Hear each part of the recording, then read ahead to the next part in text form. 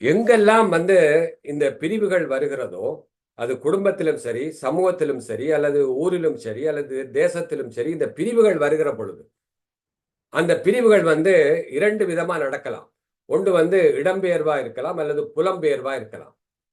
அப்ப பல்வேறு காரணங்களினால இந்த இடம்பெயர்வும், இந்த புலம்பெயர்வும், ரைட்? ஒரு இடத்துல இருந்து இன்னொரு இடத்துக்கு போறது. நாங்கள் இடம்பெயர்ந்த உங்களுக்கு தெரியும், யாழ்ப்பாணத்திலிருந்து வன்னிக்கு இடம்பெயர்ந்து, வன்னியிலிருந்து அங்க கொழும்புக்கு இடம்பெயர்ந்து, இப்படியெல்லாம் எங்களுடைய சமூகம் பலவிதமான பாதிப்புகளுக்குள்ளானது. இப்ப நாட்டிலிருந்து இங்கே நாங்க புலம்பெயர்ந்து வந்துவிட்டோம். Greetings to all. அனைவருக்கும் வணக்கம்.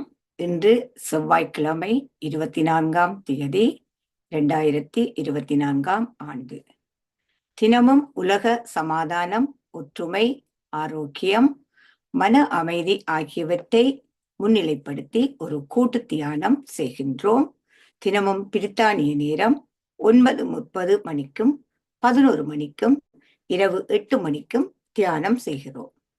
ஐரோப்பிய நேரம் காலை 10:30 மணிக்கும் மதியம் 12 மணிக்கும் இரவு 9 மணிக்கும் தியானம் செய்கின்றோம். மற்ற நாடுகளில் இருந்து இணைந்து கொள்பவர்கள் பிரித்தானிய நேர கணிப்பின்படி இணைந்து கொள்ளுமாறு தாழ்மையுடன் கேட்டுக்கொள்கின்றோம். இத்தியான நிகழ்ச்சி PSSM தமிழ் ஐரோப்பா, PMC தமிழ் டிவி ஆகிய அமைப்பினரின் அனுசரணையுடன் இடம்பெறுகின்றது. இன்றைய நிகழ்வுகளாக முதலில் தியானம் இடம்பெறும். அரை மணி தியானம் நாங்கள் 15 நிமிடம் இசையுடன் கூடிய தியானமும், அடுத்த 15 நிமிடங்கள் இசை நிறுத்தப்பட்டு மௌன தியானமும் இடம்பெறும். அதன்பின் சிறப்பு பேச்சாளர் திருவாளர் போல் ஜோசப் ஐயா அவர்கள் கனடாவில இருந்து பேச வருகின்றார். அவருடைய தலைப்பு வெற்று கூடு. வெற்று கூடு என்ற தலைப்பிலே அவர் பேச வருகின்றார். இதன் பின்னர் கலந்துரையாடல், வினாக்களுக்கு விடைகள் கூறி அது நிகழ்ச்சி நிறைவு பெறும். இப்பொழுது நாங்கள் தியானம் எவ்வாறு செய்வதென பார்த்து தியானத்தில் அமர்ந்து கொள்வோம். மனதுக்கு புத்துணர்ச்சி தந்து மகிழ்ச்சியை கொடுப்பது தியானமாகும். முதலில் நீங்கள் அனைவரும் ஒரு இலகுவான ஆசனத்தில் அமர்ந்து கொள்ளுங்கள்.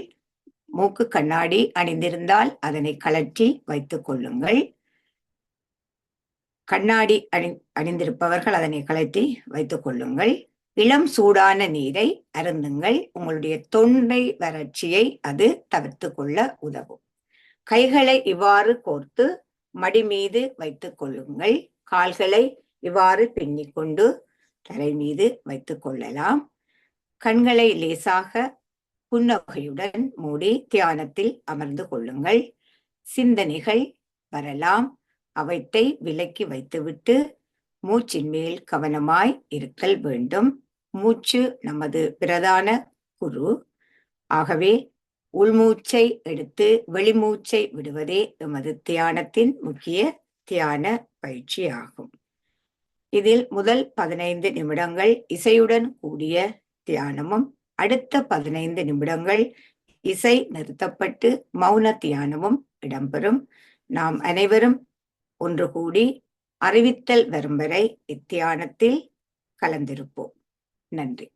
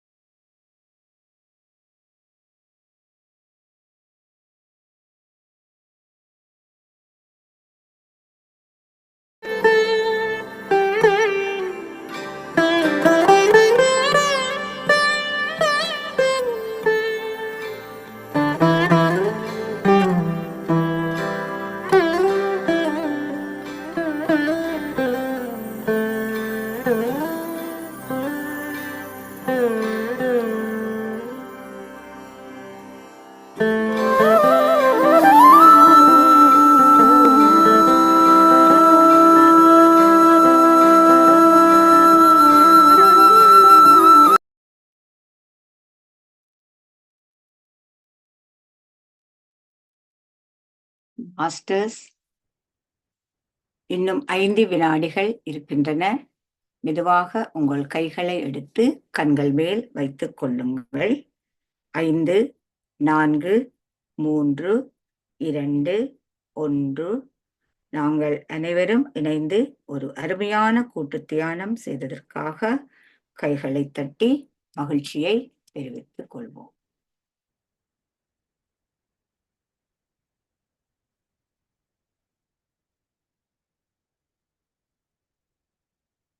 இப்பொழுது பிரபஞ்ச நன்றியையும் கூறிக்கொண்டு எமது சிறப்பு பேச்சாளர் போலையா அவர்களை அறிமுகம் செய்வதற்காக திருவாளர் ஸ்ரீஸ்கந்தராஜா ஐயா அவர்களை அழைக்கிறேன்.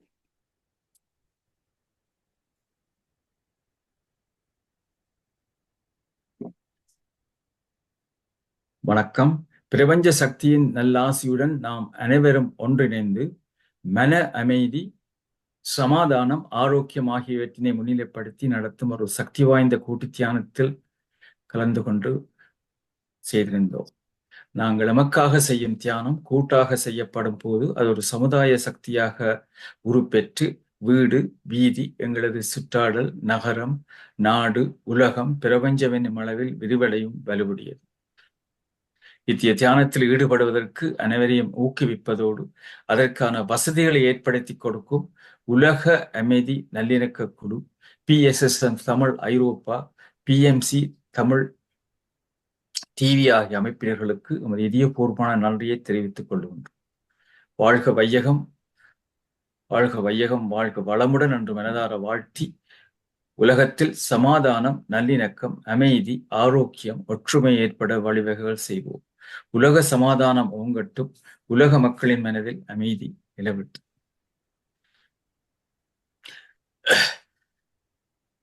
அடுத்ததாக இன்று நிகழ்ச்சியை மிகவும் சிறப்பாக தியானத்தை நடத்திய சிவா மோகன் மாஸ்டருக்கும் மற்றும் சதா மனோ மாஸ்டர் எல்லோருக்கும் நன்றியை தெரிவித்துக் கொள்கின்றேன். அடுத்ததாக இன்று பேசியிருப்பவர் ப்ரொஃபசர் டாக்டர் போல் ஜோசப் அவர்கள். இன்று அவர் பேச இருக்கும் விடயம் வெற்றுக்கூடு, எம்டி நெஸ்ட். இவரை பற்றி எல்லோருக்கும் தெரியும். பல முறை இந்த தளத்தில் வந்து பேசியிருக்கிறார்கள். அது மாத்திரமல்ல, தன்னுடைய மகளையும் மருமகன் மற்றும் பல பேச்சாளரை இந்த தளத்துக்கு அறிமுகப்படுத்தி இருக்கின்றார்கள். அது மாத்திரம் அல்லாமல் இவர் இந்த தளத்தை அருமையாக நடத்துவதற்கு பல விதங்களில் எங்களுக்கு உதவி செய்து வந்திருக்கிறார்கள். இப்பொழுது ஐயா, இந்த தளம் உங்களுடையது. நீங்கள் உங்களுடைய பேச்சை ஆரம்பிக்கலாம். நன்றி.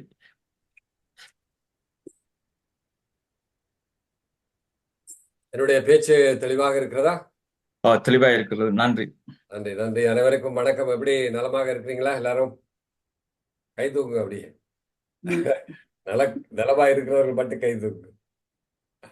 ஓகே, நல்லது நல்லது. என்ன தலைப்பே ஒரு தடவை ஏதோ வித்தியாசமா போடுறாரு என்ன அப்படிங்கிறத பத்தி நீங்க யோசிப்பீங்க. வெற்றுக்கூடு அப்படிங்கிறது யாருக்காவது ஏதாவது ஒரு சிலர் ஏதாவது ஐடியா வந்திருக்கா? உங்களை கேட்கறதுக்கு தான். அன்மியூட் பண்ணி நீங்கள் சொல்லலாம்.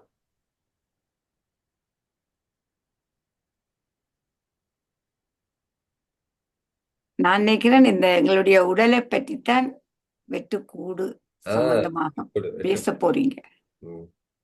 மருத்துவர்கள் தவிர மற்றவர்கள் சொன்னா நல்லா இருக்கும். நான் மருத்துவம் இல்ல சொல்றது உங்களுக்கு இல்ல, மற்றவர்களுக்கு. வேற யாராவது? சாந்தி சொல்லுங்க.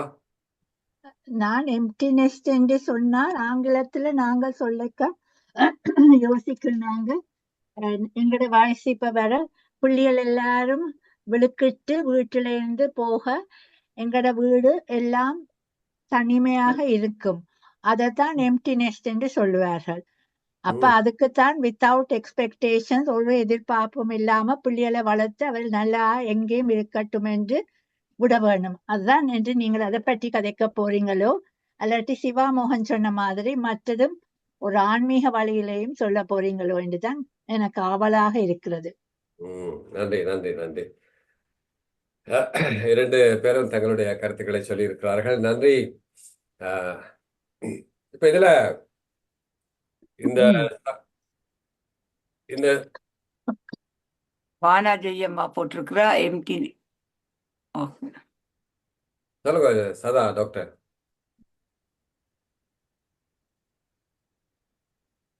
அன்மியூட் பண்ணிட்டு பேசுங்கம்மா, அன்மியூட் பண்ணிட்டு பேசுங்கம்மா. வெற்று கூடு நோய் குறி என்று ஒன்று கூறப்படுகிறது.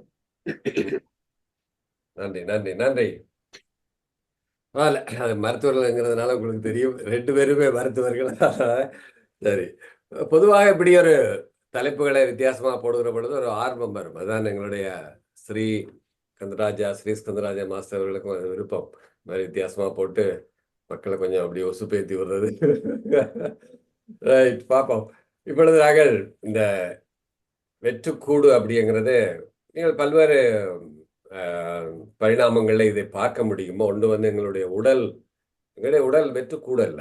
அது வந்து எங்களுடைய புராணங்கள்ல அதுகளில் சொல்வது போல வெற்றுக்கூடு அல்ல. இது ஒரு உலகத்திலேயே மிக உயர்ந்த, இந்த பிரபஞ்சங்களிலேயே மிக உயர்ந்த ஒரு படைப்பு எங்களுடைய மனித உடல். அதாவது இது மாதிரி ஒரு கிரியேஷன்ஸ் நீங்கள் பார்க்க முடியாது. எவ்வளவுதான் ஆர்டிபிஷியல் இன்டெலிஜென்ட் வந்தாலும் இந்த மனித உடலுக்குள்ளே இருக்கிற எங்களுடைய இந்த அமைப்புகள், இந்த கலங்கள் இயங்குகிற விதம், இந்த உடல் செயல்படுகிற விதம். நேற்று கூட ஒரு செமினார்ல இதயம், இந்த எஸ்ஏ நோடு அப்படிங்கிறது உங்களுக்கு தெரியும். இதயத்தில் இருக்கிற அதான் நாங்கள் உயிர் அப்படிங்கிறது, அதை பத்தி ஒரு நாளைக்கு பேசலாம். இதயத்துல உயிர் எங்க இருக்குது அப்படிங்கிறதெல்லாம் நிறைய பேர் கேட்பார்கள். உயிர் எங்க, உடலுக்குள்ள எங்க இருக்குது? உயிர் உடல் முழுவதுமே இருக்கிறது. ஆனா அந்த உயிரினுடைய கோர், அதாவது இந்த உயிரினுடைய மைய புள்ளி அப்படிங்கிறது இதயத்துல ஒரு இடத்துல எஸ்ஏ நோடு அப்படிங்கிற ஒரு பகுதியில இருக்குது. அதுல இருந்துதான் அந்த இயக்கம், மின்சார இயக்கம் -40 to -100 மில்லிவால்ட் அளவுக்கு மின்சாரம் அந்த எஸ்ஏ நோடு அப்படிங்கிற சைனோ ஏட்ரியல் நோடு, வலது சோனை அறை அப்படின்னு நீங்கள் படித்திருப்பீர்கள், ரைட் ஏட்ரியம். அதுல இருந்து அந்த மின்சாரம் இயங்கி மின்சாரம் உருவாகி, அந்த மின்சாரம் எப்படி உருவாகிறது என்று கூட இன்றைய மருத்துவ விஞ்ஞானம் புரிந்து கொள்ளவில்லை, அறிந்து கொள்ளவில்லை. எப்படி அதை மருத்துவ புத்தகங்களை நாங்கள் எப்படி பார்க்கிறோம் என்று சொன்னால், இன்றைக்கு இருக்கக்கூடிய எல்லா ஆங்கில மருத்துவ புத்தகங்களா இருந்தாலும் சரி, இன்றைக்கு இருக்கக்கூடிய லேட்டஸ்ட் மருத்துவ புத்தகங்களா இருந்தாலும் சரி, அதுக்கு சொல்றார்கள் செல்ஃப் இன்டியூஸ் கரண்ட் அப்படின்ட்டு. அதாவது இந்த கரண்ட் தானாக உற்பத்தி ஆகிறது அப்படிங்கிறது ஒரு பெரிய விஷயமாக இருக்கிறது. அப்ப அது என்ன, எப்படி அது தானாக உற்பத்தி ஆகும், அந்த இடத்துல என்ன அப்படி இருக்கிறது அப்படின்னு அறுத்து இதயத்தை அறுத்து பார்த்தார்கள். அந்த இடத்துல ஏதோ ஒரு புள்ளியிலிருந்து வருகிறது, அவ்வளவுதான். அதை பத்தி எல்லாம் நாங்கள் ரொம்ப நாளைக்கு ரொம்ப சுவாரஸ்யமான விஷயங்கள் பேசலாம். அப்படி இந்த உயிரையும் உடலையும் உள்ளத்தையும் எங்களுக்கு உடலுக்குள்ளே இருக்கிற உறுப்புகளையும் கொண்ட வரும் ஒரு சதை பிண்டம் அல்ல இந்த உடல். இந்த உடல் ஒரு வெற்றுக்கூடு அல்ல. இதுக்குள்ளே பல விஷயங்கள் இருக்கிறது. அதை பற்றி நாங்கள் பார்ப்போம் ஒரு நாளைக்கு. நீங்கள் இந்த ஒரு சகோதரி சொன்னதுக்காகத்தான் இந்த பதிலை சொல்ல வந்தேன். சரி, இப்ப நாங்கள் விஷயத்துக்கு வருவோம். இந்த வெற்றுக்கூடு அப்படிங்கிறது இது என்ன அப்படின்னா, எம்டி நெஸ்ட். மருத்துவர்கள் அவர்கள் சொன்னது போல இந்த வெறும் குருவி கூடு அப்படிங்கிறது. இது நாங்கள் பொதுவா மருத்துவத்துல வெறும் எம்டி நெஸ்ட் சிண்ட்ரோம். டாக்டர் சாந்தி அவர்கள் சொன்னது போல, குடும்பத்தில இருந்து ஒரு உறவுகள் வெளியேறுகிற பொழுது, பிள்ளைகள் வெளியேறுகிற பொழுது, உறவுகள் வெளியேறுகிற பொழுது வருகிற வெறும் வெறும் வெறும் ஒரு ஒரு உளவியல் ரீதியான பிரச்சனை அல்ல. இதை நான் ஒரு சமூகத்தோடு, ஒரு இனத்தோடு, ஒரு தேசத்தோடு இன்றைக்கு நாங்கள் அதை ஒத்து பார்க்க போகிறோம். இந்த எம்டி நெஸ்ட் அப்படிங்கிறது உளவியல்ல அதுக்கு ஒரு கருத்து இருக்குது, மருத்துவத்தில் ஒரு கருத்து இருக்கு. ஆனா அதை எப்படி இந்த சமூகத்தோடையும் இந்த உலகத்தோடையும் ஒத்து பார்க்கறது அப்படிங்கிறது தான் என்னுடைய பார்வை. அவை இது கொஞ்சம் வித்தியாசமாக உங்களுக்கு இருக்க போகுது. அடுத்தது, இதுல முன்பு குறிப்பிட்டது போல நீங்க பாக்குறீங்க அந்த படத்துல ஆமா, ஒரு குடும்பம், அது ஒரு குருவி கூடு போல பெற்றோர்கள் தங்கள் பிள்ளைகளை வளர்த்து, அல்லது தங்கள் தாய், இது வெறும் பெற்றோரும் பிள்ளைகளுக்குமான ஒரு உறவல்ல. இது ஒரு தாத்தா பாட்டிக்கும் பிள்ளைக்கும் பேர பிள்ளைகளுக்கும் பூட்ட பிள்ளைகளுக்குமான உறவு மட்டுமல்ல. இது ஒரு தொடர் கதையாக கொண்டிருக்கக்கூடிய ஒரு விடயம். ஆகவேதான் இதை ஒரு வேற கண்ணோட்டத்துல நாங்கள் இன்னைக்கு பார்க்க போறோம். இப்ப பிள்ளைகள் படிக்கிறதுக்காகவோ பொருளாதார காரணங்களுக்காகவோ பல்வேறு காரணங்களுக்காகவோ ஒரு வீட்டில இருந்து ஒன்றாக சிறு வயதில இருந்து எவ்வளவு கிட்டத்தட்ட ஒரு 20-22 வயது வரைக்கும் ஒரு இடத்திலே எல்லாம் ஒன்றாக இருந்து விட்டு அவர்கள் பிரிந்து பல்வேறு காரணங்களுக்காக போகிற பொழுது அது எப்படியாக ஒரு உளவியல் சமூக ரீதியாக உளவியல் ரீதியாக ஒரு மனிதனுக்கு தாக்கத்தை ஏற்படுத்துகிறது அப்படிங்கிறது நீங்கள் நினைக்கலாம். இன்றைக்கு வந்து இந்த விஞ்ஞான உலகத்துல இன்றைக்கு இருக்கக்கூடிய இந்த இந்த இந்த இணைய உலகத்துல எப்படியாவது எங்களுக்கு தொடர்புகளை ஏற்படுத்தி ஒவ்வொரு நாளும் நாங்கள் பிள்ளைகளோட கதைச்சு கொண்டு தானே இருக்கிறோம், பேர பிள்ளைகளோடு கதைச்சு கொண்டு தானே இருக்கிறோம், அப்பா அம்மாவோடு கதைத்து கொண்டு தானே இருக்கிறோம், பேசி கொண்டு தானே இருக்கிறோம் அப்படிங்கிற ஒரு நிலை இருக்கிறது. ஆனால் இது சார்ந்த நோய்கள் வந்து ஒரு மனிதனுக்கு இதனால வரக்கூடிய உளவியல் ரீதியாக வரக்கூடிய உடல் பாதிப்புகள் சைக்கோசோமேட்டிக் டிசார்டர்ஸ்ன்னு சொல்லுவோம். உடல் ரீதியாக வரக்கூடிய மன ரீதியாக வரக்கூடிய உடல் நோய்கள் வந்து பல இன்றைக்கு இருக்கிறது.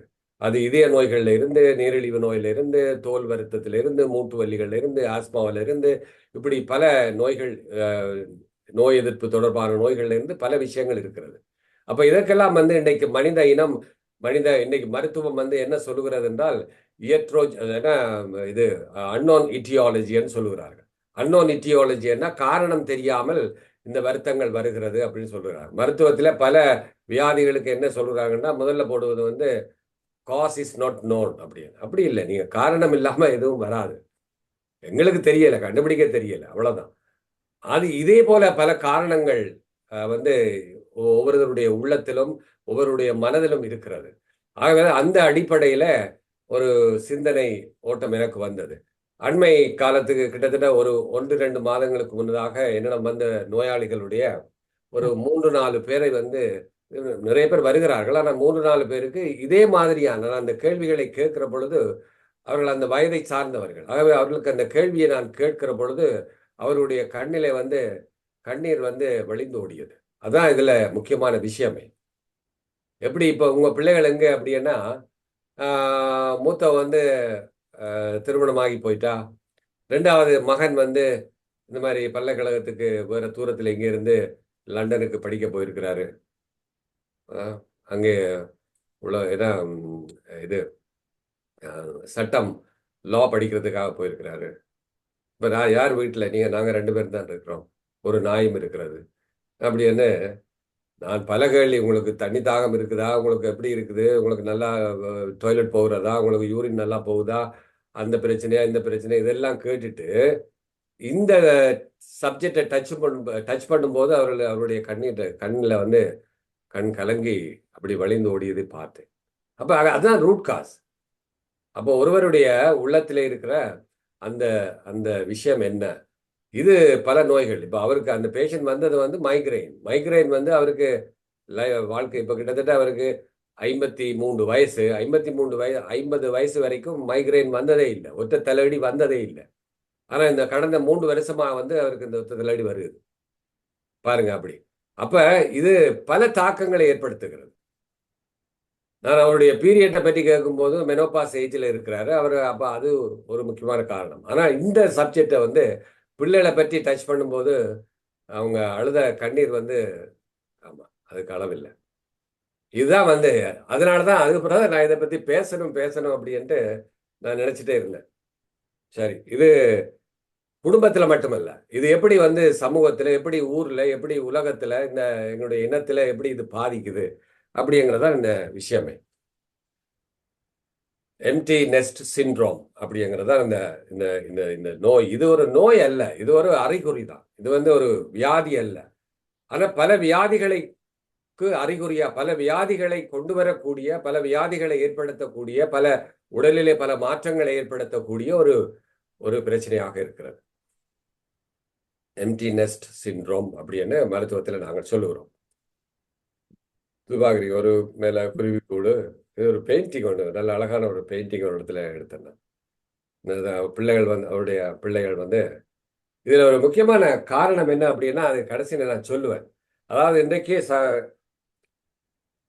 குடும்பத்தில் இருக்கக்கூடிய அந்த எண்ணிக்கையான குறைவு எண்ணிக்கை. முதல்ல வந்து இப்ப இதுல இருக்கிற எல்லாருக்குமே உங்களுடைய சகோதரர்கள் எத்தனை பேருன்னு கேட்டீங்கன்னா நீங்க சொல்லுவீங்க, குறைஞ்சது 5 பேரை சொல்லுவீங்க. என்னுடைய சகோதரர்கள், நானும் உங்களுடைய வயதை ஒத்தவன் தான். மேபி ஒரு 5-6 வயதுகள் கூட குறைய இருக்கலாம். ரைட்? இப்போ 60 வயது எனக்கு. அப்ப இப்ப என்னுடைய குடும்பத்துல பாத்தீங்கன்னா நாங்க 8 பேர். ஆனா என்னுடைய பிள்ளைகள் பாத்தீங்கன்னா 2 பேர் தான். அப்ப இந்த சப்ஜெக்ட் தான் நான் வர போறேன். இது எங்க கொண்டு இது தாக்கத்தை ஏற்படுத்துது அப்படின்னு. இதுல இருக்கிற எல்லோருக்குமே நீங்க ஸ்ரீகந்தராஜ மாஸ்டர், உங்களுடைய சகோதரங்கள் எத்தனை?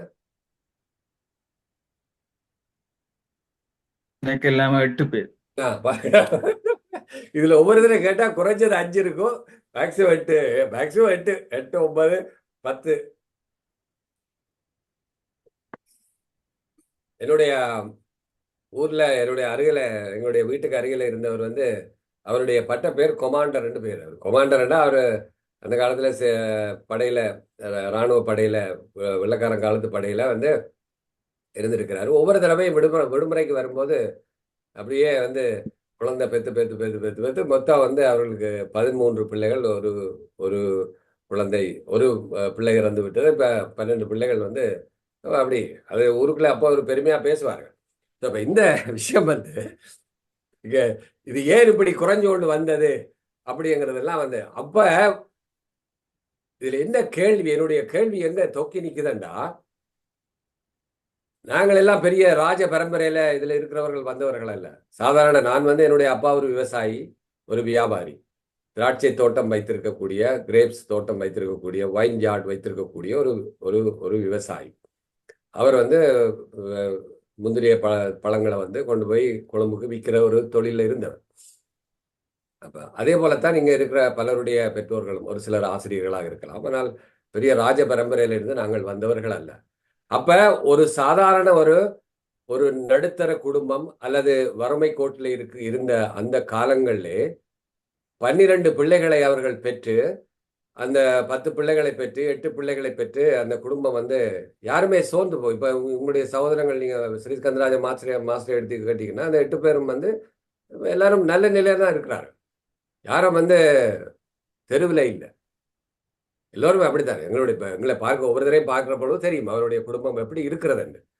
அப்ப இந்த நிலையில வந்து இன்றைக்கு வந்து நாங்கள் ஏன் 2 பிள்ளைகளை பெற்றிருக்கிறோம்? இன்றைக்கு அடுத்த சந்ததி வந்து ஒரு பிள்ளை, அடுத்த சந்ததி வந்து இப்ப இருக்கிற ட்ரெண்ட் என்ன அப்படின்னா லிவிங் டுகெதர். நான் அங்கதான் வரப்போறேன். அந்த சப்ஜெக்ட் தான் வந்து ஆணி அடிக்கிற சப்ஜெக்ட். அது ரொம்ப ரொம்ப ரொம்ப எங்களை நெருடலுக்கு உள்ளாக்கக்கூடிய சப்ஜெக்டுக்குள்ள நாங்க பிறகு போக போறோம், இதை பார்த்த பிறகு. அப்ப இந்த வெற்று nest syndrome, empty nest syndrome என்பது பல பெற்றோர்கள் தங்கள் குழந்தைகளை விட்டு வெளியேறும் போது ஏற்படும் ஒரு துயரம், அந்த ஒரு கவலை அதை குறிக்கிறது. ரைட்? இது பொதுவாக அதிகமாக வந்து பெண்களைத்தான் கூட அதிகமாக பாதிக்கிறது. ஏன்னா அவர்கள் வந்து, ஏன்னா அந்த பெண் தானே அந்த குழந்தையை வயிற்றிலே தாங்கி உருவாக்கி தன் கருவிலை உருவாக்கி பெற்றவர். அப்ப அவருக்கு அது கூட பாதிப்பு. அடுத்தது அந்த பெண்களுக்கு வரக்கூடிய அல்லது ஆண்களுக்கும் இருவருக்குமே அந்த மெனோபாஸ் டைம் 50-52 வயதுகள்ல தான் இந்த பிள்ளைகளுக்கு திருமணம் ஆகிறது. 55 வயசுகள்ல, அந்த வயசுல வந்து ஆண்களுக்கு ஆண்ட்ரோபாஸ், பெண்களுக்கு வந்து மெனோபாஸ் என்று சொல்லக்கூடிய இந்த ஹோமோன் பிரச்சனைகள் காரணங்களாக இருக்கிற பொழுது உடலிலேயும் உள்ளத்திலேயும் எங்களுடைய உறுப்புகளிலேயும் மாற்றங்கள் வருகிற பொழுது, எங்களுடைய ஆசைகள் அபிலாசைகள்ல இருந்து கொஞ்சம் விடுபடுகிற பொழுது, அந்த நேரத்திலே தான் வந்து இந்த பிள்ளைகள் வந்து தங்களுடைய பொருளாதாரத்துக்காகவும் திருமணத்துக்காகவும் கல்விக்காகவும் பல்வேறு நிலைகளிலே வீட்டை விட்டு போகிற பொழுது அந்த துக்கம், அந்த துயரம், அந்த பிரிவு தாங்காமல் அவர்களுக்குள்ளாக மனதிலே ஏற்படக்கூடிய ஒரு மாற்றம் அது உடலிலே பிரதிபலிக்கிறது. சரி, அப்ப இது ஒரு முக்கியமான விஷயம். அடுத்தது பாத்தீங்கன்னா, ஒரு தொழிலுக்காக அல்லது திருமணத்துக்காக, கல்விக்காக, படிப்புக்காக, பல்வேறு காரணங்களுக்காக பலர் வெளியில செல்கிறோம். இதை பத்தி முதல்ல ஒரு உளவியலாளர் வந்து ஆய்வு செய்திருக்கிறார். ஏன் இந்த பிரச்சனை வயசுல மட்டும் இப்படி பிரச்சனை வருகிறது? நான் சொன்ன மாதிரி அந்த பேஷண்ட் வந்தார்கள், அதே போல அவருக்கும் அந்த உளவியலாளர் டொரத்தி கேன்ஃபீல்ட் அப்படிங்கிற 1914ஆம் ஆண்டு இதை பத்தி அவர் சிந்திச்சிருக்கிறார். அப்படி இது வந்து ஒரு உளவியல் நிகழ்வாகத்தான் பார்க்கப்படுகிறது. நான் அப்படி பார்க்கவில்லை. நான் வந்து ஒரு சமூக சிந்தனை உள்ளவன், ஒரு இன பற்றுள்ளவன், ஒரு ஒரு பல்வேறு விஷயங்களை பரிமாணங்களில் வந்து சிந்திக்கக்கூடியவன், ஒரு லேட்ரல் திங்கிங் என்று சொல்லக்கூடிய ஒரு மாற்று வழியில சிந்திக்கக்கூடிய ஒரு ஆள். இதுல இருக்கிற ஒவ்வொருவரும் அப்படித்தான். அப்ப நாங்கள் வரும் இது உளவியலாக வரும் பார்க்க முடியாது, வெறும் மருத்துவமாக இதை பார்க்க முடியாது. இதை சமூகத்தோடு நாங்கள் ஒத்து பார்க்க வேண்டிய ஒரு சூழ்நிலை இருக்கிறது. அதை பற்றி தான் இதுல நான் கொடுத்திருக்கிறேன்.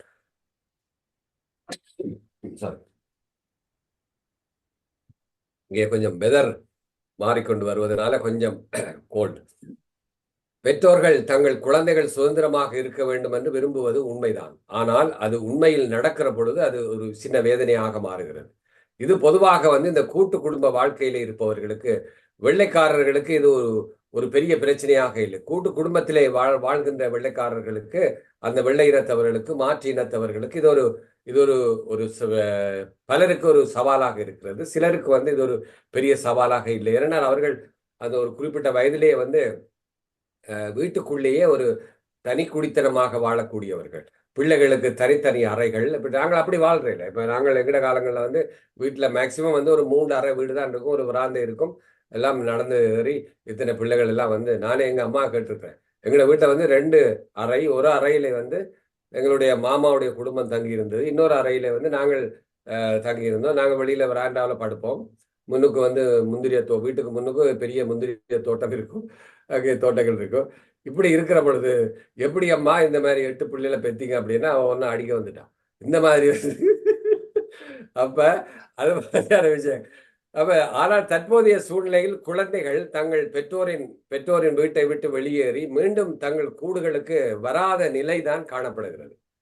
நாங்கள் எங்க போனாலும் திரும்ப வீட்டை நோக்கி வருகிற ஆனா இங்க வந்து புலம்பெயர்ந்த நாடுகள்ல, இப்ப எங்களுடைய நாடுகளிலும் வந்து பாத்தீங்கன்னா இது வேற மாதிரியான ஒரு சூழல்ல வந்து கொண்டிருக்குது.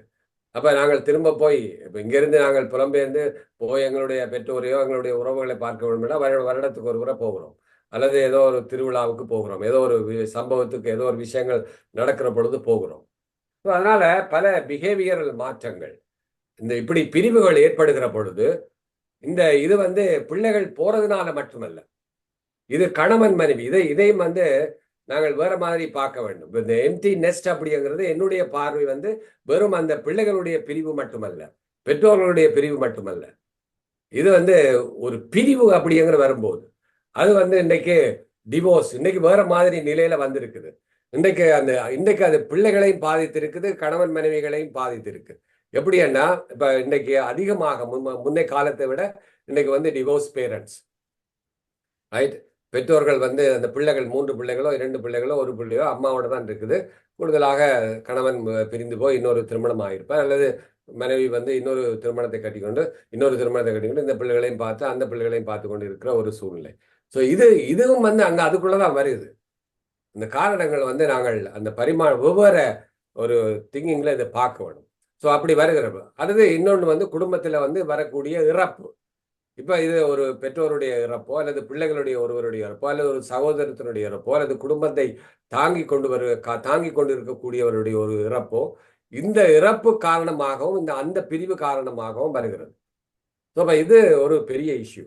இப்ப இதனால வரக்கூடிய பிஹேவியரல் சிம்டம்ஸ் அது என்ன அப்படின்னா, அது ஒரு கவலையை ஏற்படுத்தலாம், ஒரு மனக்கவலை ஏற்படுத்தலாம், மன அழுத்தத்தை ஏற்படுத்தலாம், ஒரு தனிமைப்படுத்தலை ஏற்படுத்தலாம், அல்லது அவர்களுக்குள்ளாக ஒரு எம்டி ஃபீலிங், ஒன்றும் இல்லையே எல்லாம் போய்விட்டது அப்படியான ஒரு நிலையை ஏற்படுத்தலாம்.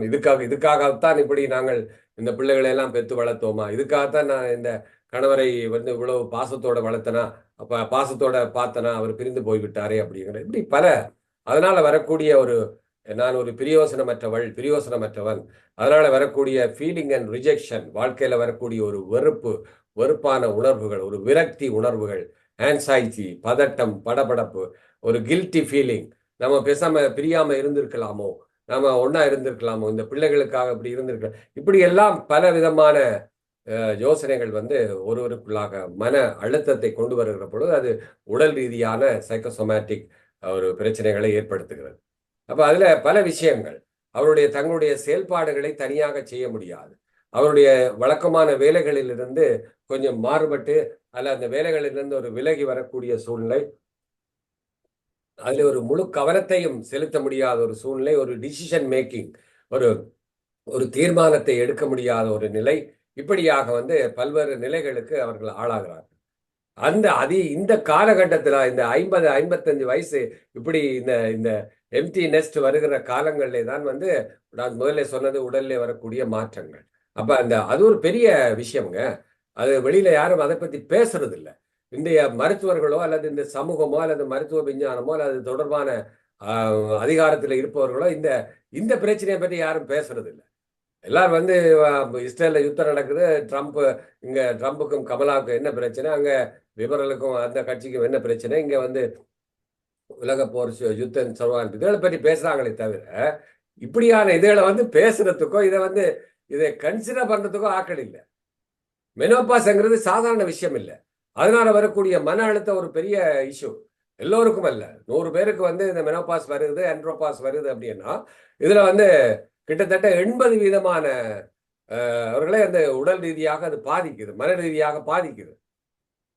அதே நேரத்தில் தான் இந்த கல்யாண பிரச்சனை வருது, பிள்ளைகளுக்குரிய கல்வி பிரச்சனை, கல்யாண பிரச்சனை, பிள்ளைகளுக்கு திருமணமாகி அவர்கள் ஏதாவது அங்க அவருடைய குடும்பத்தில் வரக்கூடிய பிரச்சனை, அவருடைய டிவோர்ஸ். இன்னைக்கு உங்களுக்கு தெரியும், திருமணமாகி 3 ஆண்டுகள் 2 ஆண்டுகள்ல பிள்ளைகளுடைய திருமணத்திலே டிவோர்ஸ் வந்துடுது. அப்ப எப்படியான ஒரு மன பாதிப்புக்குள்ளாகி, அப்ப நீங்க இந்த வருத்தத்துக்கு என்ன காரணம்னு தெரியாம அப்படிங்கிறத நாங்க சொல்ல முடியாது.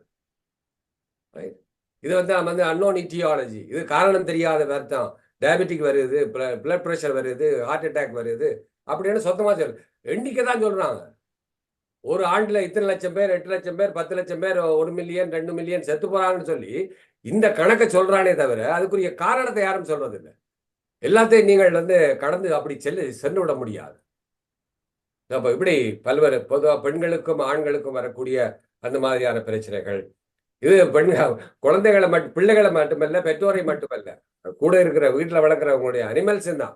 இந்த எம்டி நெஸ்ட்னா அனிமல்ஸையும் வந்து அங்க வீட்டு விலங்குகள் அதிகமாக விலங்குகளை மட்டுமல்ல, விலங்குகளுக்கு உள்ளேயும் வந்து இந்த பிரச்சனை இருக்கிறதாக விலங்கியல் ஆய்வாளர்கள் எல்லாம் சொல்லுகிறார்கள். ஸோ இப்படி ஒரு பெரிய இஷ்யூவாக இங்கே பார்க்கப்படுகிறது இந்த எம்டினஸ் சிண்ட்ரோம் அப்படி. சரி, இப்படி இதெல்லாம் கடந்து என்ன என்ன அப்படின்னு பார்க்கிற பொழுது அடிப்படையில் எங்க இதுல சிக்கல் வருது அப்படின்னா, இப்ப இது பொதுவாக உங்களுக்கு தெரியும், அதுக்குரிய காரணங்கள் என்ன, நாங்கள் அதை ஏற்றுக்கொள்ள வேணும்னு சொல்லுவாங்க. உளவியல் ஒரு சைக்காலஜிஸ்ட பண்ணி அவன் சொல்லுவான், நீ இதை வந்து ஏற்றுக்கொண்டுதான் ஆக வேண்டும் அப்படின்னு. அது எல்லாருக்கும், உங்களுக்கும் தெரியும், எனக்கும் தெரியும். இது போய் நான் உளவியலாளர்கிட்ட கேட்கணும் அல்லது ஒரு சைக்கியாட்ரிஸ்ட போகணும் அப்படின்னு இல்லை. ஆலோசனைகளை பெற்றுக்கொள்ளலாம். அவர்களும் அதே விஷயத்தை கொஞ்சம் வேற பூசி மெழுகி சொல்லுவார்கள். அப்ப அந்த மாதிரியான ஏற்றுக்கொள்ளணும், அதை பாசிட்டிவா எடுத்துக்கொள்ள வேண்டும். எங்களுக்குரிய நீங்க வேற வழியில உங்களுடைய மனதை மாற்றுங்கள், அப்படி இப்படின்னு பல கதை இதெல்லாம் வரும் வழக்கமாக. இப்படி வருகிற பொழுது இப்ப தற்போதைய ஆய்வு வெற்றுக்கூட்டில் நடத்தப்பட்ட பல்வேறு ஆய்வுகளின் மதிப்பாய்வு செய்யும் ஒரு முயற்சியாக இது பார்க்கப்படுகிறது. அதாவது வந்து இதை வந்து இன்றைக்கு இதை மருத்துவமும் விஞ்ஞானமும் சமூகமும் எடுத்துக்கொண்டு போற ஒரு சிக்கலான இஷ்யூவாக அது பார்க்கப்படும். வெவ்வேறு ஆராய்ச்சியாளர்களால் முன்வைக்கப்பட்ட பார்வைகளின் அவருடைய அந்த பார்வையிடும் போது அவருடைய அந்த தாட்ஸ், அவருடைய எண்ணங்கள், இந்த பல நோய்களுக்கு இந்த வெற்றுக்கூடு, இந்த எம்டினஸ் சிண்ட்ரோம் வந்து காரணமாக இருப்பதும் தெரிய வந்தது. இது ஒரு உலகளாவிய ஒரு பிரச்சனையாகவும் இது பார்க்கப்படுகிறது. இதுல ரெண்டும் இருக்கு. ஒன்று வந்து எதிர்மறையாகவும் ஆராய்ச்சியாளர்கள் சொல்றார்கள், பாசிட்டிவாகவும் இருக்குது, நெகட்டிவாகவும் இந்த பிரச்சனையை பார்க்கிறார்கள். அப்படி அவர்கள் ஒரு புதிய வழியில் மற்றும் அவர்களின் முன்னேற்றத்துக்காக தங்களின் குழந்தைகளை வழி நடத்துகிறோம், அதனால் அவர்கள் போறார்கள். குழந்தையினுடைய எதிர்காலத்துக்காக அவர்கள் தனியாக செல்கிறார்கள். இதை வந்து அப்படி எடுக்க வேண்டும் அப்படி என்று பல சமூகத்துல சொல்லப்படுகிறது. இப்ப இங்க என்ன சிக்கல் அப்படின்னா,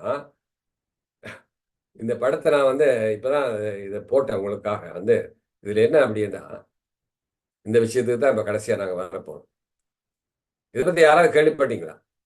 நியாண்டர்தால் அப்படிங்கிறது யாராவது பேசியிருக்காங்களா இதை பற்றி? ஸ்ரீஸ்கந்தராஜ மாஸ்டர் இல்ல, ஒரு தடவை பேசல. நான் ஒரு நாளைக்கு அதை பேசலாம். இல்லைன்னா என்னுடைய மகள் இதை பத்தி நிறைய ஆய்வுகளை செய்திருக்கிறா. இது எங்களுடைய மனித இனத்துல வந்து எவல்யூஷன் தியரி, அதாவது வந்து கூர்ப்பு, அதாவது பரிமாணம் வந்து குரங்கில இருந்து மனித இனம் பரிமாணம் எடுத்து வருகிற பொழுது ஒரு 2-3 விதமான பரிமாணங்கள் வந்துதான். ஒன்று வந்து இந்த நியாண்டதால் அப்படிங்கிறது ஒரு இனம். அடுத்தது வந்து நாங்க வந்து ஹோமோ நியாண்டதால் அப்படிங்கிற ஒரு இனம். இன்னொன்று வந்து ஹோமோ செபியன்ஸ் அப்படிங்கிற ஒரு இனம். இன்னொன்று வந்து ஹோமோ எரெக்டஸ் அப்படிங்கிற ஒரு இனம். நாங்க வந்து ஹோமோ செபியன்ஸ் அப்படின்னு சொல்லக்கூடிய இனத்தை சார்ந்தவர்கள். இப்ப இருக்கிற மனித இனம். அதுக்கிடையில நியாண்டதால், ஹோமோ எரெக்டஸ், இந்த 3 குழுமங்களும் வந்து ஒரு சமகாலத்துல வாழ்ந்திருக்குது. வாழ்ந்து என்ன நடந்திருக்குன்னா, ஐரோப்பாவிலும் மேற்கு ஆசியாவிலும் சில பகுதிகளிலும் வாழ்ந்த இந்த ஹோமோ வகையா இனமாகும். இந்த நியாண்டதால் வந்து அவர்களை வந்து கிட்டத்தட்ட 1, 10, 100, 1000, 10,00,000, 3,50,000 ஆண்டுகளுக்கு முன்னமே ஐரோப்பாவில் வாழ்ந்திருக்கு. 3,50,000 ஆண்டுகளுக்கு முன்னரே ஐரோப்பாவிலும் மற்ற ஆசிய நாடுகளிலும் இவர்கள் வாழ்ந்திருக்கிறார்கள். இதுல வந்து 24,000 ஆண்டுகளுக்கு முதல் இந்த இனம் வந்து முழுக்க அழிஞ்சு போனது. இது எப்படி அழிஞ்சு போய்? இது ஒரு மனித இனம். இந்த இனமே இல்லாம போச்சு இன்னைக்கு. ரைட்? இந்த நியாண்டதால் மனிதர்களுடைய இந்த எலும்புக்கூடு எல்லாம் இன்னைக்கு ஜெர்மனிலும், லண்டனிலும், அமெரிக்காவிலும் இவர்களுடைய எலும்புக்கூடுகள், இவருடைய DNA இன்னும் பாதுகாக்கப்படுகிறது.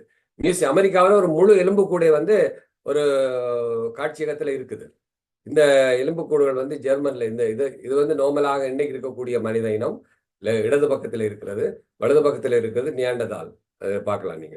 இந்த கீழே இருக்கிற இந்த மனித இனம் தான் வந்து அவர்கள் இந்த படத்தை வச்சு, இந்த எலும்பு கூட வச்சு இவருடைய முகபாவம் இப்படி இருக்கலாம் அப்படிங்கிறது. இதுதான் இந்த நியாண்டதால் அழிந்து போன மனித இனம். நியாண்டதாலுடைய மனிதனின் மாதிரி உருவம், நியாண்டதால் மனித எச்சங்கள் ஜெர்மனியில் நியாண்டதால் எனும் பிரதேசத்தில் கண்டுபிடிக்கப்பட்டதால் இந்த பெயர் வந்து சூட்டப்பட்டது. இவர்கள் வந்து குகையில அங்கெல்லாம் வந்து வாழ்ந்திருக்கிறாங்க. இப்படியான ஒரு இனம். சரியா? இப்ப இங்க எங்க சிக்கல் வருது அப்படிங்கிறத நாங்க பார்க்க போறோம். ஒரு 5 நிமிடத்துல முடித்து விடலாம். இதுல வந்து ஏன் நான் இதையும் கொண்டு கனெக்ட் பண்ணினேன்னா, இது எங்கட இனத்தோட சேரப்பட்டு, நானும் கொஞ்ச நேரத்துக்கு முதல் நானும் எங்களுடைய ஸ்ரீ ஸ்கந்தராஜ மாஸ்டர் அவர்களும் ஒரு நினைக்கிற ஒரு 1.5 மணி பேசிக்கொண்டு இருந்தோம். ஒரு 5 நிமிடம் பேசணும். அதுல இந்த விஷயங்களை பத்தி நாங்கள் பேசக்கூடியதா இருந்தது. இதுல என்ன அப்படின்னா, எங்கெல்லாம் வந்து இந்த பிரிவுகள் வருகிறதோ, அது குடும்பத்திலும் சரி, சமூகத்திலும் சரி, அல்லது ஊரிலும் சரி, அல்லது தேசத்திலும் சரி, இந்த பிரிவுகள் வருகிற பொழுது அந்த பிரிவுகள் வந்து 2 விதமா நடக்கலாம். ஒன்று வந்து இடம்பெயர்வா இருக்கலாம், அல்லது புலம்பெயர்வா இருக்கலாம். அப்ப பல்வேறு காரணங்களினால இந்த இடம்பெயர்வும் இந்த புலம்பெயர்வும், ஒரு இடத்துல இருந்து இன்னொரு இடத்துக்கு போறது. நாங்கள் இடம்பெயர்ந்த, உங்களுக்கு தெரியும், யாழ்ப்பாணத்துல இருந்து வன்னிக்கு இடம்பெயர்ந்து, வன்னியில இருந்து அங்க கொழும்புக்கு இடம்பெயர்ந்து, இப்படி எல்லாம் எங்களுடைய சமூகம் வந்து பலவிதமான பாதிப்புகளுக்குள்ளானது. இப்ப நாட்டில இருந்து இங்கே நாங்க புலம்பெயர்ந்து வந்து விட்டோம். இந்த புலம்பெயர்கள் வந்து இயற்கை அழிவுகளால் நடக்கலாம், போர்களால் நடக்கலாம், பொருளாதாரத்துக்காக நடக்கலாம், அல்லது தொழில் காரணமாக நடக்கலாம், கல்வி காரணமாக அப்படி நடக்கலாம். இது இப்ப. ஆனால் நான் சொன்ன அந்த நியாண்டதால் இனம் வந்து 2 இன குழுமங்களுக்கு இடையே நடந்த, இப்ப எப்படி வந்து எங்களுடைய இனக்குழுமங்களுக்கு இடையே சண்டை நடக்கிறதோ, சண்டை நடந்து நாங்கள் புலம்பெயர்ந்து இன அழிவு செய்யப்பட்டோமோ, இன்றைக்கு வந்து இஸ்ரேலில் நடக்குது, அங்கே ரஷ்யாவிலும் யுக்ரைனிலும் நடக்குது. இந்த விதமான இன அழிப்புகள் வந்து இந்த நியாண்டதாலுக்கும் இன்னொரு ஹோமோ எரெக்டஸ், ஹோமோ செபியன்ஸ் என்ற மக்கள் இன குழுமங்களுக்கும் இடையே நடந்த அந்த இனமே முழுமையாக அழிக்கப்பட்டதாம். அதுதான் வரலாற்று ஆராய்ச்சியாளர்கள், ஆந்த்ரோபாலஜிஸ்ட் என்று சொல்லக்கூடியவர்கள் எல்லாம் இன்னைக்கு அதை சொல்லிக் கொண்டிருக்கிறார்கள். அதை ஆய்வுபூர்வமாக நிரூபித்து இருக்கிறார்கள். ஒரு இனத்தை வந்து முழுமையாக அழித்து விட முடியும் அப்படிங்கிறது நிரூபணமாயிருக்கிறது. அன்று இன்றைக்கும் அது தொடர்ச்சியாக நடந்து கொண்டிருக்கிறது. இதுதான் வந்து இந்த சப்ஜெக்டுடைய ஹைலைட்ஸ். ஸோ அப்ப வந்து முதல்ல கூட்டு குடும்பமா இருந்தா, பிறகு நியூக்ளியர் ஃபேமிலியா மாறிச்சு. ரைட்? இப்ப என்ன பிரச்சனை?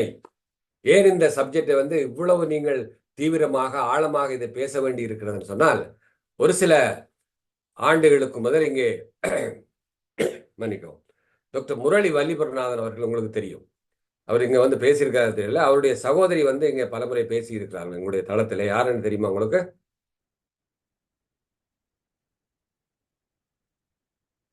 சுவிஸ்ல இருந்து ஒரு டாக்டர் வருவாங்களே, டாக்டர் ஹேமாவுடைய அண்ணா தான் வந்து, அண்ணாவா தம்பியா இருக்கு, சாரி, அண்ணாவா தம்பியான்னு டவுட் வந்துட்டு, அவர் தான் டாக்டர் முரளி வல்லிபுரநாதன். அவர் வந்து இலங்கையில வந்து இருக்கிற ஒரு கம்யூனிட்டி மெடிசின் மருத்துவத்துறையினுடைய, அதாவது சமூக நல மருத்துவம் அப்படிங்கிற ஒரு துறையினுடைய ஒரு பிரதம சீஃப் இதாக இப்போ இருக்கிறார் நினைக்கிறேன். இப்போ இருக்கிறாரு அல்லது ரிட்டையர்ட் ஆகிட்டார் என தெரியும். நான் கடந்த 4 ஆண்டுகளாக தொடர்பில்லை. நான் அவர் இங்கே கனடாவுக்கு வந்தபோது ஒரு தொலைக்காட்சியில நான் அவரை பேட்டி கண்டேன். அப்போ அவர் வந்து ஒரு பெரிய இடி மின்னல் வரக்கூடிய ஒரு விஷயத்தை சொன்னார். ரொம்ப ஒரு சர்ப்ரைஸான ஒரு பெரிய ஒரு பிரச்சனையை சொன்னார். என்ன அப்படின்னா, எங்களுடைய இனம் வந்து இந்த இன அழிப்பினால ஒரு பக்கம் போகுது, இன்னொரு பக்கம் வந்து வேற காரணங்கள் இருக்கு. அதை பற்றி நான் கூட சொல்ல போறேன். இந்த இனம் வந்து ஒரு கொஞ்ச காலத்துல வந்து எங்களுடைய ஈழத்தமிழினம் இல்லாத ஒழிந்து போய்விடும் அந்த தேசத்திலே அப்படிங்கிறத வந்து புள்ளி விவரத்தினுடைய அடிப்படையில் அவர் வந்து ஒரு சமூக நலம் கம்யூனிட்டி மெடிசின் ப்ரொஃபஸராக இருக்கிறவர், ஒரு சீஃபாக இருக்கிறவர் வந்து சாதாரணமாக இவ்வளவு விஷயங்களை சொல்ல மாட்டார். அவர் வெளிப்படையா பல விஷயங்களை சொன்னதுனால அவருக்கு இடையில எல்லாம் வந்து அரசு சார்ந்த பிரச்சனைகள் எல்லாம் வந்தது. அதை பற்றி எல்லாம் ஒரு நாளைக்கு அவரை நாங்கள் ஹேமாட்ட சொன்னீங்கன்னா அவருடைய தொலைபேசி இலக்கத்தை எடுத்து உங்களுக்கு ஒரு நாளைக்கு அவரை பேச வைக்கலாம். டாக்டர் ஹேமாவோட அதை பற்றி நீங்கள் கதையுங்கள் ஸ்ரீ. சரி, இப்ப இந்த இந்த பிரச்சனை என்ன அப்படின்னா, இப்ப எங்களுடைய இனத்துக்கு வருவோம். எங்களுடைய இனத்துல வந்து இப்ப முன்பெல்லாம் பாத்தீங்கன்னா குடும்ப கட்டுப்பாடு எல்லாம் இந்தியாவில, இலங்கையில, எங்கட நாடுகள்ல வந்து குடும்ப கட்டுப்பாடு அப்படிங்கிறது அது இப்ப எங்க பார்த்தாலும் இந்த குடும்ப கட்டுப்பாடு விளம்பரம், கருத்தடை சாதனங்களை பற்றிய விழிப்புணர்வு, இதெல்லாம் வந்து நாம் இருவர் நமக்கு எதுக்கு, நாம் இருவர் நமக்கு இருவர் அப்படின்னு இந்த மாதிரிலாம் நாங்கள்லாம் சொல்லியிருக்கோம். நாங்கள் சிறு வயதில் இருக்கும்போது பார்த்துருக்கோம். இங்கே இருக்கிற சீனியர் டாக்டர்ஸ் எல்லாம் அதுக்குரிய விழிப்புணர்வுகள்லாம் அந்த காலத்தில் நீங்கள் செய்திருப்பீங்க இலங்கையில் இருந்திருந்தா. இன்றைக்கு என்னண்டா, அன்றைக்கு வந்து கருத்தடை விளம்பரங்கள் தான் அதிகமா இருந்தது. இன்னைக்கு வந்து கருத்தரிப்பு விளம்பரங்கள் மாறிவிட்டது. பிள்ளை பிறக்கிறதுக்கு இல்ல, குழந்தைய பிறக்க மாட்டேங்குது ஒரு பக்கம். இன்னொரு பக்கம் பர்பஸ் குழந்தைக்காக ஏங்குற கருத்தரிப்பு நிலையங்கள், அதாவது வந்து என்ன சொல்றது, இந்த டெஸ்ட் டியூப் சென்டர்ஸ் சொல்லக்கூடிய செயற்கை கருத்தரிப்பு நிலையங்கள் எங்க பார்த்தாலும் இன்னைக்கு வந்து அது ஒரு பெரிய பிசினஸ். உங்களுக்கு தெரியும், பல நாடுகள்ல அது அங்கே மேற்கத்திய நாடுகள்ல இருந்து, கனடாவில இருந்து, அமெரிக்காவில இருந்து இந்தியாவுக்கும் இலங்கைக்கும் போகிறார்கள் இதை செய்வதற்காக. ஏன் இந்த மாதிரியான சூழ்நிலைகள் வந்தது அப்படிங்கிறதெல்லாம் நான் ஒன்று பார்க்க ஒன்று வந்து அது ஒரு தனி சப்ஜெக்ட். அதை இன்னொரு நாளைக்கு பேசுவோம். இன்னைக்கு வந்து நான் எடுத்த சப்ஜெக்டுக்குள்ள அதை கொண்டு வர விரும்பல. ஏன்னா இப்படி வந்து ஒரு கட்டுப்பாட்டுக்குள்ள வந்ததுனால 2 பேர் அப்படிங்கிறது வந்து ஒரு பெற்றோருக்கு 2 பேர் அப்படிங்கிறது மாறி இன்றைக்கு வந்து அந்த இனம் வந்து இதே மற்ற எங்களுடைய மாற்று இனத்துல அந்த குடும்ப கட்டுப்பாடே இல்லை. ஏங்க, முதல் குடியாக நாங்கள் எங்களுடைய ஈழத்திலே வந்து எங்களுடைய குடி இருந்தது, எங்களுடைய தமிழினம் இருந்தது அப்படிங்கிறது. இன்றைக்கு வந்து 20 லட்சம், அவர்கள் எத்தனையோ கோடி, 1.25 கோடி அவர்கள் வந்து விட்டாங்க. நாங்கள் வரும் 20-22 லட்சத்துல தான் இருக்கிறோம். எப்படி மாறினது? அங்கதான் சிக்கல். அப்ப இந்த குடும்ப கட்டுப்பாடு திட்டங்கள், சட்டங்கள் அதெல்லாம் வந்து ஒரு குறிப்பிட்ட இனத்துக்கு தான் இருந்தே தவிர அவர்கள் சிங்களவர்கள் வந்து மாற்று இனத்தவர்கள் வந்து நிறைய பிள்ளைகள்லாம் பெற்றார்கள். இன்றைக்கு அதே மாதிரி மற்ற சமூகங்கள்லையும் உங்களுக்கு தெரியும், உலகத்தில் இருக்கிற மற்ற சமூகங்கள், சீன சமூகமாக இருந்தாலும் சரி, இஸ்லாமிய சமூகமாக இருந்தாலும் சரி, அந்த மாதிரியான இனங்களுக்கு இடையாக இந்த மாதிரியான கட்டுப்பாடுகள் எதுவுமே இல்லை. அவர்கள் அதுல தெளிவாக இருக்கிறார்கள். தங்களுடைய இனத்தை வந்து குறைய விடக்கூடாது, எண்ணிக்கையிலே குறைய விடக்கூடாது அப்படிங்கிறதுல மிக தெளிவாக பல இனங்கள் இன்றைக்கு திட்டமிட்டு அதை செயல்பட்டு கொண்டிருக்கிறதை நாங்கள் எல்லாம் அவதானிக்கக்கூடியதாக இருக்கிறது. அது ஒரு சரியான முறையும் கூட. நான் அதுக்கு எதிரானவர் அல்ல. ஆனால் எங்களுடைய இனத்துல வந்து இந்த பூமி பந்துல பல இனங்கள், பழங்குடி மக்கள், பழங்குடி இனங்கள், டிரைபிள்ஸ், பல நேட்டிவ் பீப்புள் இல்லாமலே போயிடுச்சுங்க. நீங்க கூகுள்ல போய் தேடி பாருங்க, எத்தனை விதமான இனங்கள், இந்த தீவு கூட்டங்கள்ல இருந்த மக்கள், இந்த பல நாடுகள்ல இருந்த மக்கள் இனங்கள் எல்லாம் வந்து முழுமையாக அழிந்து இன்றைக்கு வேற இனமாக மாறிக்கொண்டிருக்கிறது, வேற ஒரு உருவமாக மாறிக்கொண்டிருக்கிறது, வேற ஒரு சூழ்நிலை வந்து விட்டது. இதுக்கு என்ன காரணம் என்றா, சர்வைவல் ஆஃப் த ஃபிட்டஸ்ட் அப்படிங்கிறது இயற்கையில் இருக்கிற ஒரு தியரி. எதெல்லாம் வந்து தன்னை தக்க வைத்துக் கொள்கிறதோ அது வந்து தன்னை தக்க வைத்துக் கொள்ளும். மற்ற இனங்கள் எல்லாம் வந்து இயற்கையாக அழிக்கப்பட்டு விடும். அப்படிங்கிறது ஒரு பெரிய, இது வந்து ஒரு முக்கியமான உதாரணம் வெள்ளை இனம். ரைட். மேற்கத்திய நாடுகள்ல ஸ்காண்டினேவியன் கண்ட்ரி உதாரணம் நாங்கள் படிக்கிற காலத்துல இருந்தே எங்களோட கம்யூனிட்டி மெடிசின் புத்தகத்திலே இருக்குது. நான் படிச்சு கிட்டத்தட்ட 25-30 வருஷம் ஆகுது. நாங்கள் படிக்கிற காலத்துல கம்யூனிட்டி மெடிசின் புத்தகத்திலே போட்டிருக்குது என்ன அப்படின்னா, நெகட்டிவ் பாப்புலேஷன், அதாவது பிறப்பு வீதமே வந்து இல்லை, பிறப்பு வீதம் மைனஸ்ல போய்கொண்டு இருக்கிறது. எந்தெந்த நாடுகள்ல? மேற்கத்திய நாடுகள் முழுவதிலுமே, இங்க அமெரிக்கா, கனடா இந்த நாடுகள்லையும் மேற்கத்திய நாடுகள்லையும், குறிப்பாக வந்து இந்த ஸ்காண்டினேவியன் கண்ட்ரி, நோர்வே, டென்மார்க், மற்றது இந்த மாதிரியான நாடுகள், சின்ன சின்ன நாடுகள், ஆஸ்திரியா, இந்த மாதிரி நாடுகள் எல்லாம் என்ன நடக்குதுன்னா மைனஸ்ல போகுது கம்ப்ளீட்டா. அதே மாதிரி இன்னைக்கு நீங்க வெள்ளக்காரருடைய இதை பார்த்தீங்கன்னா பொதுவாக எடுத்து பார்க்கிற பொழுது என்னன்னா, இப்ப அவருடைய எண்ணிக்கை வந்து குறைஞ்சு கொண்டு வருகிறது. எப்படி எண்ணிக்கை குறைஞ்சு வருதுன்னா, அவர்கள் திருமண அந்த வரைமுறைக்குள்ள இல்லை. அவர்கள் வந்து திருமணம் ஆகாம லிவிங் டுகெதர், ஒண்டா இருப்போம், ஒண்டா வாழுவோம், ஒண்டா இருந்துட்டு போவோம், திருமணமாக தேவையில்லை, திருமணம் ஆனாலும் ஒண்டா இருந்துட்டு அப்படியே போவோம், பிள்ளை பெற தேவையில்லை. அப்படி அந்த கடமைகளை, பொறுப்புகளை ஏற்பதற்கு மிகவும் ஒரு பல்வேறு காரணங்கள் அதுக்கு இருக்குது. எல்லாத்துக்குமே நீங்க பொருளாதாரத்தை வந்து நாங்கள் சொல்லிவிட்டு தப்பிவிட முடியாது. ஸோ இப்படி இந்த மைனஸ்ல இது போச்சுன்னா என்ன நடக்குது? இன்னைக்கு என்ன நடக்குது? இமிகிரேஷன் வருது. இமிகிரேஷன் என்ன? வெள்ளக்காரர் மேல என்ன எங்களுக்கு பெரிய பாசமா? எங்களுக்கு தமிழ் இனத்தின் மேலேயோ அல்லது இங்க வரக்கூடிய மற்ற மாற்று இனத்தின் மேலேயோ வெள்ளையர்களுக்கு என்ன பாசமா பொழிந்து விட்டது? அவர்களுக்கு இங்க உழைப்பதற்கு ஆள் இல்லை, வேலை செய்வதற்கு ஆள் இல்லை, டேக்ஸ் கட்டுவதற்கு ஆள் இல்லை, இந்த நாட்டை வந்து நடைமுறைப்படுத்துவது, நாட்டை கட்டி எழுப்புவதற்கு ஆட்கள் இல்லை. ஏன்னா அவருடைய எண்ணிக்கை குறைஞ்சு போச்சு. அதனாலதான் வந்து இந்த இமிகிரண்ட் கண்ட்ரிஸ் அப்படி என்று உங்களுடைய லண்டன் உட்பட, அமெரிக்கா உட்பட, கனடா உட்பட பல்வேறு நாடுகளில் வந்து இமிகிரண்ட்டை வந்து ப்ரொமோட் பண்றதுக்கு காரணம் வந்து எங்கள் மீது உள்ள பாசத்தால் அல்ல, அவர்கள் செய்த தவறை வந்து இப்போ உணர துவங்கி இருக்கிறார்கள். அதனால வந்து அவர்கள் இனி பிள்ளைகளை பெற்று சொல்ல முடியாது. அதே வலிதான், அதே பிரச்சனை தான் எங்களுக்கும் இருக்கிறது. இப்ப அங்கே புலம்பெயர்ந்து இங்க நாங்க முழு பேரும் இங்க வந்துட்டோம், பெரும்பாலானோர் வெளியே நாடுக்கு வந்துட்டோம். இனி நாங்கள் அங்க போக போறதில்லை, எங்களுடைய பிள்ளைகள் அங்க போக போறதில்லை. அப்ப அங்க இருக்கக்கூடிய அந்த இனம் இங்கே நாங்கள் வந்து எல்லாம் பல இடங்கள்ல எல்லாம் கலந்து விட்டோம். இங்க ஒரு இனம் இருந்தது, உங்களுக்கு தெரியும், கரிபியன் அப்படின்னு ஒரு இனம், அதாவது கரிபியன் தேசம் அப்படின்னு ஒரு நாடு உங்களுக்கு தெரியும், கரிபியன் கண்ட்ரிஸ். அந்த நாட்டுல வந்து அந்த இனமே வந்து இப்ப இல்லாம போச்சு. ஏன்னா வந்து அதுல கருப்பர்களும் கலந்து விட்டார்கள், இந்தியர்களும் கலந்து விட்டார்கள், வெள்ளக்காரர், 3 இனங்கள் கலந்து ஒரு புதிய இனமாக அது உருவாகி விட்டது.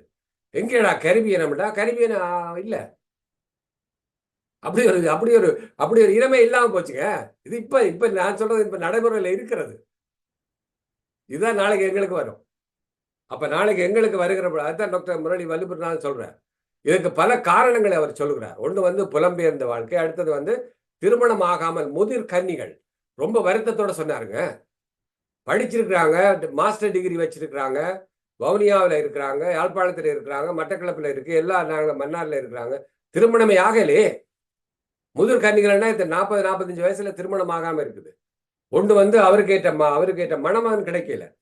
அடுத்தது திருமணம் பண்ணதுக்கு ஆண்களுடைய எண்ணிக்கை மிகவும் குறைப்பாக இருக்கு எங்களுடைய போர் சூழல் காரணமாக. இரண்டாவது, அவர்களுடைய கல்வி தகுதிக்கு பெண்கள் அதிகமாக படித்து விட்டார்கள், நல்ல வேலையில இருக்கிறவர்களுக்கு. அப்ப சாதாரண ஒரு ஆளை திருமணம் செய்ய முடியாது. இப்ப இங்கதான் சிக்கல் வருது. அப்ப அவர்கள் முதிர் கன்னிகளாகவே வாழ்ந்து மறைந்து கொண்டிருக்கிறார்கள். இது வந்து நான் சொல்லல, டாக்டர் முரளி வல்லிபுரநாதன், டாக்டர் ஹேமாவுடைய சகோதரர் சொன்னது. இங்க ஹேமா இருக்கிறாங்கன்னு தெரியல. சரி, இப்ப இது மாதிரியான காரணங்கள், இனவழிப்பினால ஒரு பக்கம் எங்களுடைய இனம் இல்லாம போச்சு, புலம்பெயர்ந்ததுனால இல்லாம போச்சு, பொருளாதாரத்துக்காக பல்வேறு நாடுகள்ல புலம்பெயர்ந்தாச்சு, வேற பல காரணிகளால வந்து எங்களுடைய இனம் வந்து மறைந்து கொண்டு இருக்கிறது. இந்த திருமணமாகாம இருக்கிறதுக்கு இன்னொரு எங்களுடைய சமூகத்தில் ஒரு முக்கியமான காரணம் வந்து சீதனம் அப்படிங்கிறது. எந்த சமூகத்திலுமே இல்லாத ஒரு பிரச்சனை இருக்கிறது. அப்ப அதே அவர் குறிப்பிட்டார். அப்ப சீதனம் வந்து கொடுக்கறதுக்கு பொருளாதார ரீதியாக இல்லை. அப்ப அதுலயும் வந்து இன்னைக்கு முதிர் கன்னிகள் வந்து நிறைய பேர், ஆண்களும் பெண்களும் சரி, நிறைய பேர் இருக்கிறாங்க. அப்ப இந்த சிக்கலுக்கு இப்ப உங்களுக்கு இந்த தேர்தல்ல வந்த ஒரு முடிவை வந்து ஒரு பெரிய விஷயமாக இருக்கிறது. எவ்வளவு பேர் ஓட்டு போட்டாங்க, எவ்வளவு எண்ணிக்கை இருக்குது, எவ்வளவு எண்ணிக்கை, முழு எண்ணிக்கையும் அரசாங்கத்துக்கு தெரிஞ்சு போச்சு.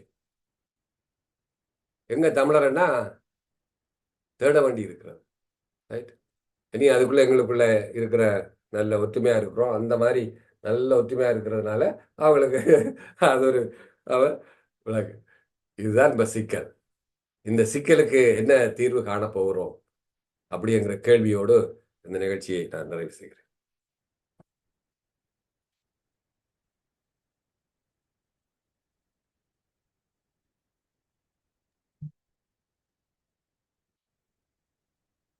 நீங்கள் யாராவது இது தொடர்பாக இந்த எம்டி நெஸ்ட் சிண்ட்ரோம் தொடர்பாக ஏதாவது கேள்விகள் அல்லது நான் இதுவரை நேரம் 1 மணி நேரமா அதிகமா பேசியிருக்கிறேன். இது தொடர்பான கருத்துக்கள் அல்லது உங்களுடைய கேள்விகள் அல்லது உங்களுடைய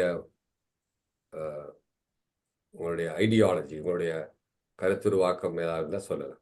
நான் சொன்னதில் ஏதாவது தவறு இருக்கிறதா அல்லது சரியா? ஒரு விவாதத்துக்கு வருவோம். முதலில் நன்றி ஐயா, உங்களுடைய அருமையான இந்த பேச்சுக்கு நாங்கள் ஒரு 30 வினாடிகள் கைதட்டுவோம்.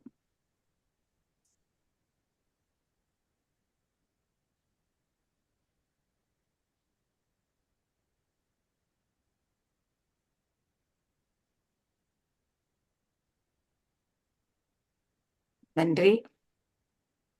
முதல்ல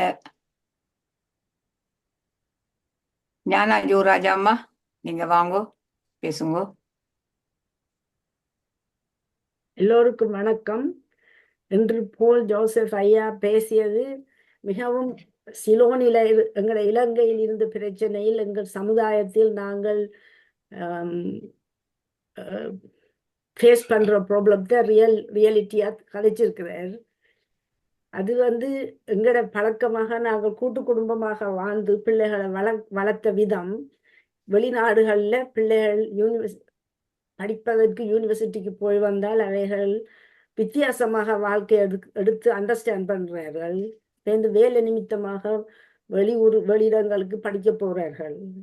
ஆனா இப்ப இங்கிலாந்துல இருக்க கணக்க பிள்ளைகளுக்கு ஒர்க் ப்ராப்ளத்தால சரியா கஷ்டப்படுகிறார்கள். டாக்டர்ஸா இருந்து வேலை செய்கிறவர்களே, வைத்தியர்கள் அத்தனை பேர் என்னுடைய ஃபேமிலியில தாய் தாப்பன் 2 பிள்ளைகள் 3 பிள்ளைகளோட பிள்ளைகள் டாக்டருக்கு படிக்க பிள்ளைகளோட விருப்பத்துக்கு படிக்க விட்டது. அப்ப பிள்ளைகள் இந்த நாட்டிலே இருப்பார்கள். இங்கிலாந்துல டாக்டர்ஸ் கணக்கு ப்ராப்ளத்தை ஃபேஸ் பண்றதால பிள்ளைகள் எல்லாரும் ஆஸ்திரேலியாவுக்கு போயிடும். எனக்கு தெரிஞ்ச என்னுடைய கசின்ஸ் 2 ஃபேமிலியில பிள்ளைகள் கல்யாணம் கட்டி 8 கிழமையில நாங்கள் ஆஸ்திரேலியாவுக்கு திடீரென்று போறோம்னு சொல்லி போயிட்டினோம். அவன் போய் தம்பியாரையும் ஆஸ்திரேலியாவுக்கு கூப்பிட்டுட்டா. அப்ப இங்கிலாந்துக்கு நாங்கள் ஒரே கூட்டு குடும்பமா இருப்போம், பிள்ளைகளை வளர்த்து அப்படி பிள்ளைகள் எல்லாம் வேற நாட்டுக்கு போறதுக்கு நிலைமை சரியில்லாமல் இருக்கிறது. அதனால எல்லா அப்பா அம்மாவையும் சரியான ஒரு ப்ராப்ளத்தை இங்கிலாந்துல இருக்கிறபடியா ஃபேஸ் பண்ணினோம். நான் அடிக்கடி ஸ்ரீலங்காவுக்கு போயிருக்கிறேன். அங்க இருக்கிறாக்களும் எல்லா தாய் தகப்பனும் முந்தி மாதிரி பக்கத்து வீடு யார் இருக்கிறாண்டே தெரியாத நிலைமையில வாழ்கிறார்கள். முரளி வேலுவிடநாதன் எனக்கு ஒரு சொந்தக்காரன். நான் அவரை இதை தளத்துக்கு பேசுறதுக்கு கேட்கலாம். ஆனால் ரியாலிட்டி என்று கேட்கல. இப்பொழுதுதான் நாங்கள் எல்லாரும் விழிக்கிற மாதிரி கதைக்கிறோம். ஆனால் சிலோன் ப்ராப்ளம் எங்களுக்கு வந்ததாலதான் இப்படியான ஒரு பிரச்சனையை எல்லா தமிழ் பேரண்ட்ஸும் நாங்கள் மாத்திரம் இல்லை, நான் கனகரோட நான் ஒரு கம்யூனிட்டிலாம் வேலை செய்தேன். அதனால எனக்கு நல்லா விளங்குது நீங்கள் என்னத்தை விளக்கி எடுக்கிறீர்கள், ஏன் வீடெல்லாம் என்ன வெற்று வீடா இருக்கிறது சொல்லி. ஆனால் சமூகமும் சமுதாயமும் ஒற்றுமையாக வாழ பழக இல்லை இந்த நாட்டில. நாங்கள் தனியனா இருக்கிறதால இன்னொருவரோட கதைச்சு சில கூட்டங்களை கூடி பெற்றோருக்கு சப்போர்ட் கொடுக்கக்கூடியதாக நாங்கள் தமிழினம் அதை யோசிச்சு செய்வோமானால் பேரண்ட்ஸ் இப்படியான ஒரு ஃபீலிங்ல கஷ்டப்பட மாட்டினோம் என்றுதான் என்னுடைய கருத்தென்ன விளங்கு. நீங்க வடிவாக விளக்கினீர்கள். ஏன்னா நீங்கள் ஒரு டாக்டரா இருக்கிறபடியாலும் நீங்கள் வடிவா எக்ஸ்பிளைன் பண்ணினீங்கள். ஆனா இங்க என்னுடைய கசின்ஸ் பேர் பிள்ளைகள் எல்லாம் இங்கிலாந்துக்குள்ள ஒன்றா பிள்ளைகள் படிச்சுட்டு கிட்ட இருப்பினம் என்று யோசிச்சிருந்தது. இப்ப அப்படி இல்லை. இங்கிலாந்துலயே இருக்காமல் இங்கிலாந்தைய விட்டுட்டு போறதால பேர் நீங்க சொன்ன மாதிரி இந்த ப்ராப்ளத்தை ஃபேஸ் பண்ணினோம். அதை நாங்கள் தவிர்ப்பதற்கு எல்லாருமா சேர்ந்து ஏதாவது ஒரு வழி எடுக்கிறது தான் முக்கியமான இருக்க வேண்டும் என்று நான் விரும்புகின்றேன். நன்றி. வணக்கம். உங்களுடைய கருத்துக்களுக்கு நன்றி. நன்றி அம்மா, அருமையான கருத்து ஞானா அம்மா. அடுத்து கௌரிராஜ் அம்மா, நீங்க பேசுங்க, இருக்கிறீங்களா? அனைவருக்கும் இனிய வணக்கம். இதற்கு என்ன தீர்வு காணலாம் என்று நீங்கள் நினைக்கிறீர்கள் ஐயா? இந்த வெறும் கூடு சமுதாயத்திலும் வீடுகளிலும் இருப்பதற்கு என்ன தீர்வு காணலாம்? இல்ல அதான் அது வந்து நம்ம பொது வழியில இந்த விஷயத்த பேசுறோம். நீ வந்து ஆமா, அதுதான் உங்களுக்கு தான் அந்த தீர்வு. எல்லாத்தையும் நானே வந்து 1 1 2 2 சொல்லி தரலாம். அடுத்தது 2 2 4 நீங்க தான் கணக்கு போட்டு பார்க்கணும். இல்ல, நாம் இப்பொழுது சமுதாயத்துக்கு சொல்லக்கூடிய நிலையில் இருக்கிறோம். எனவே சமுதாயத்துக்கு நாம என்ன சொல்லலாம்? குழந்தைங்களை ஒரு குழந்தைக்கு மேல பெத்துக்கிற மாட்டேங்கிறாங்க இப்போ. அவங்களுக்கு நாம அறிவுறுத்தலாம் இல்லையா? நான் என் பிள்ளைங்களுக்கே சொல்றேன், நீ இன்னொரு குழந்தை பெத்துக்கட அப்படின்னு சொல்லிட்டு அவன் கேட்க மாட்டேங்கிறான். உங்களுக்கு அந்த ஐடியா வருதுல்ல, அது மாதிரி நீங்க ஒவ்வொருத்தரும் யோசிக்கணும். ஆமா, அது மாதிரி அப்புறம் எனக்கே இந்த சுகர் வந்ததே 2 பிள்ளைங்களும் பிரிஞ்சு போன பிறகுதான். இத பத்தி இப்ப நீங்க சொல்றீங்க, வெளியில யாரும் சொல்றது இல்லையே, பேசணும்ல. நன்றி. நன்றி. நன்றிங்க. நன்றி அம்மா. என்னப்பா பஞ்சாச்சரம் ஐயா, சிட்னில இருந்து பேசுங்க. எல்லோருக்கும் வணக்கம். இன்று டாக்டர் போல் அவர்கள், மாஸ்டர் அவர்கள் எங்களுக்கு இந்த எம்டி நெஸ்ட் சிம்டம் பற்றிய விவரத்தை கூறியிருந்தார். முதல் நான் இதை பற்றிய கொமெண்ட் சொல்ல முதல் எனக்கு சில விஷயங்கள் தேவைப்பட்டது. நீங்கள் ஆரம்பத்தில் சொன்னீர்கள் 3 விதமான மனிதர்கள் இருந்தார்கள். அதில் ஒரு விதமான மனிதர்கள் யூரோப்பில் இருந்தவர்கள் அழிந்து கொண்டிருக்கிறார்கள் என்று. அந்த 3 விதமான மனிதர்களின் வித்தியாசத்தை சொல்ல முடியுமா? இல்ல அது ஒரு தனி சப்ஜெக்ட். அதாவது அது அழிந்து கொண்டு இருக்கிறார்கள் என்று இல்லை. அதாவது 3 விதமான மனித இனம் அந்த எவல்யூஷன்ல கூர்ப்புல எங்களுடைய சிம்பான்சியில இருந்து மனித குரங்குகள்ல இருந்து பல ஆயிரம் ஆண்டு காலமாக வளர்ந்து கடைசியில மனித இனமாக அது முழுமையாக உருவெடுத்து வந்த பிறகு அந்த 3 இனம் ஹோமோ நியாண்டதால், அடுத்தது ஹோமோ எரெக்டஸ், நாங்க ஹோமோ சாபியன்ஸ். நாங்க இப்ப இருக்கிற இனம் ஹோமோ சாபியன்ஸ். இதுல இந்த நியாண்டதால் என்கிற முழு இனமும் அழிந்து விட்டது. அழிந்து விட்டதுன்னா அழித்து விட்டார்கள் அப்படிங்கிறது தான் இவங்களுடைய கருத்து, விஞ்ஞானிகளுடைய. அந்த நியாண்டதாலுக்கு என்ன நடந்தது, அந்த இனத்துக்கு என்ன நடந்தது அப்படிங்கிறது, அது இந்தியாவிலும் இருந்திருக்கிறார்கள், ஆசிய நாடுகள்ல இருந்திருக்கிறார்கள், ஐரோப்பிய நாடுகள்லையும் அந்த இனக்குழுமம் இருந்திருக்குது. அவர்களுக்கு என்ன, அதை பற்றி ஒரு பெரிய ஆய்வு ஒரு நாளைக்கு நாங்க பேசலாம். அதை பத்தி நான் தனியா உங்களுக்கு அதை பற்றி சொல்லுகிறேன் ஒரு நாளைக்கு.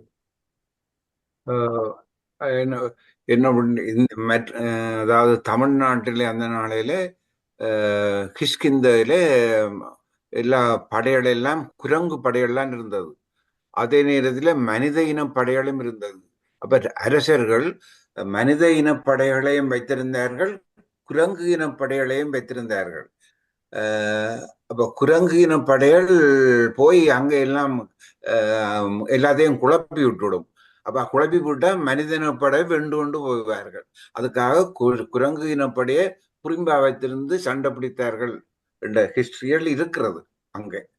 அப்ப அங்கேயும் 2 3 விதமான இனம் தமிழ்நாட்டிலையும் இருந்திருக்கிறது. தமிழர் தான், ஆனா 2 3 விதமான இனங்கள் இருந்திருக்கிறது. அதை இப்ப ரிசர்ச் செய்து கண்டுகொள்ளக்கூடிய நிலைமையில இல்லை என்று நினைக்கின்றேன்.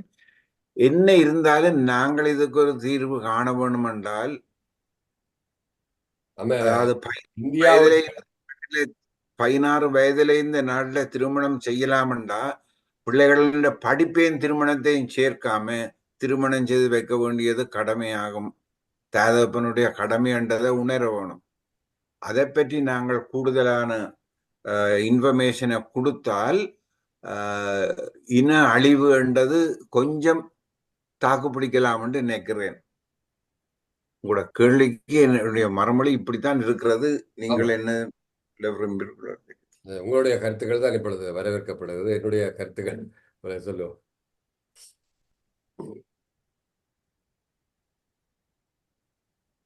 நன்றி நன்றி பஞ்சாச்சலம் ஐயா.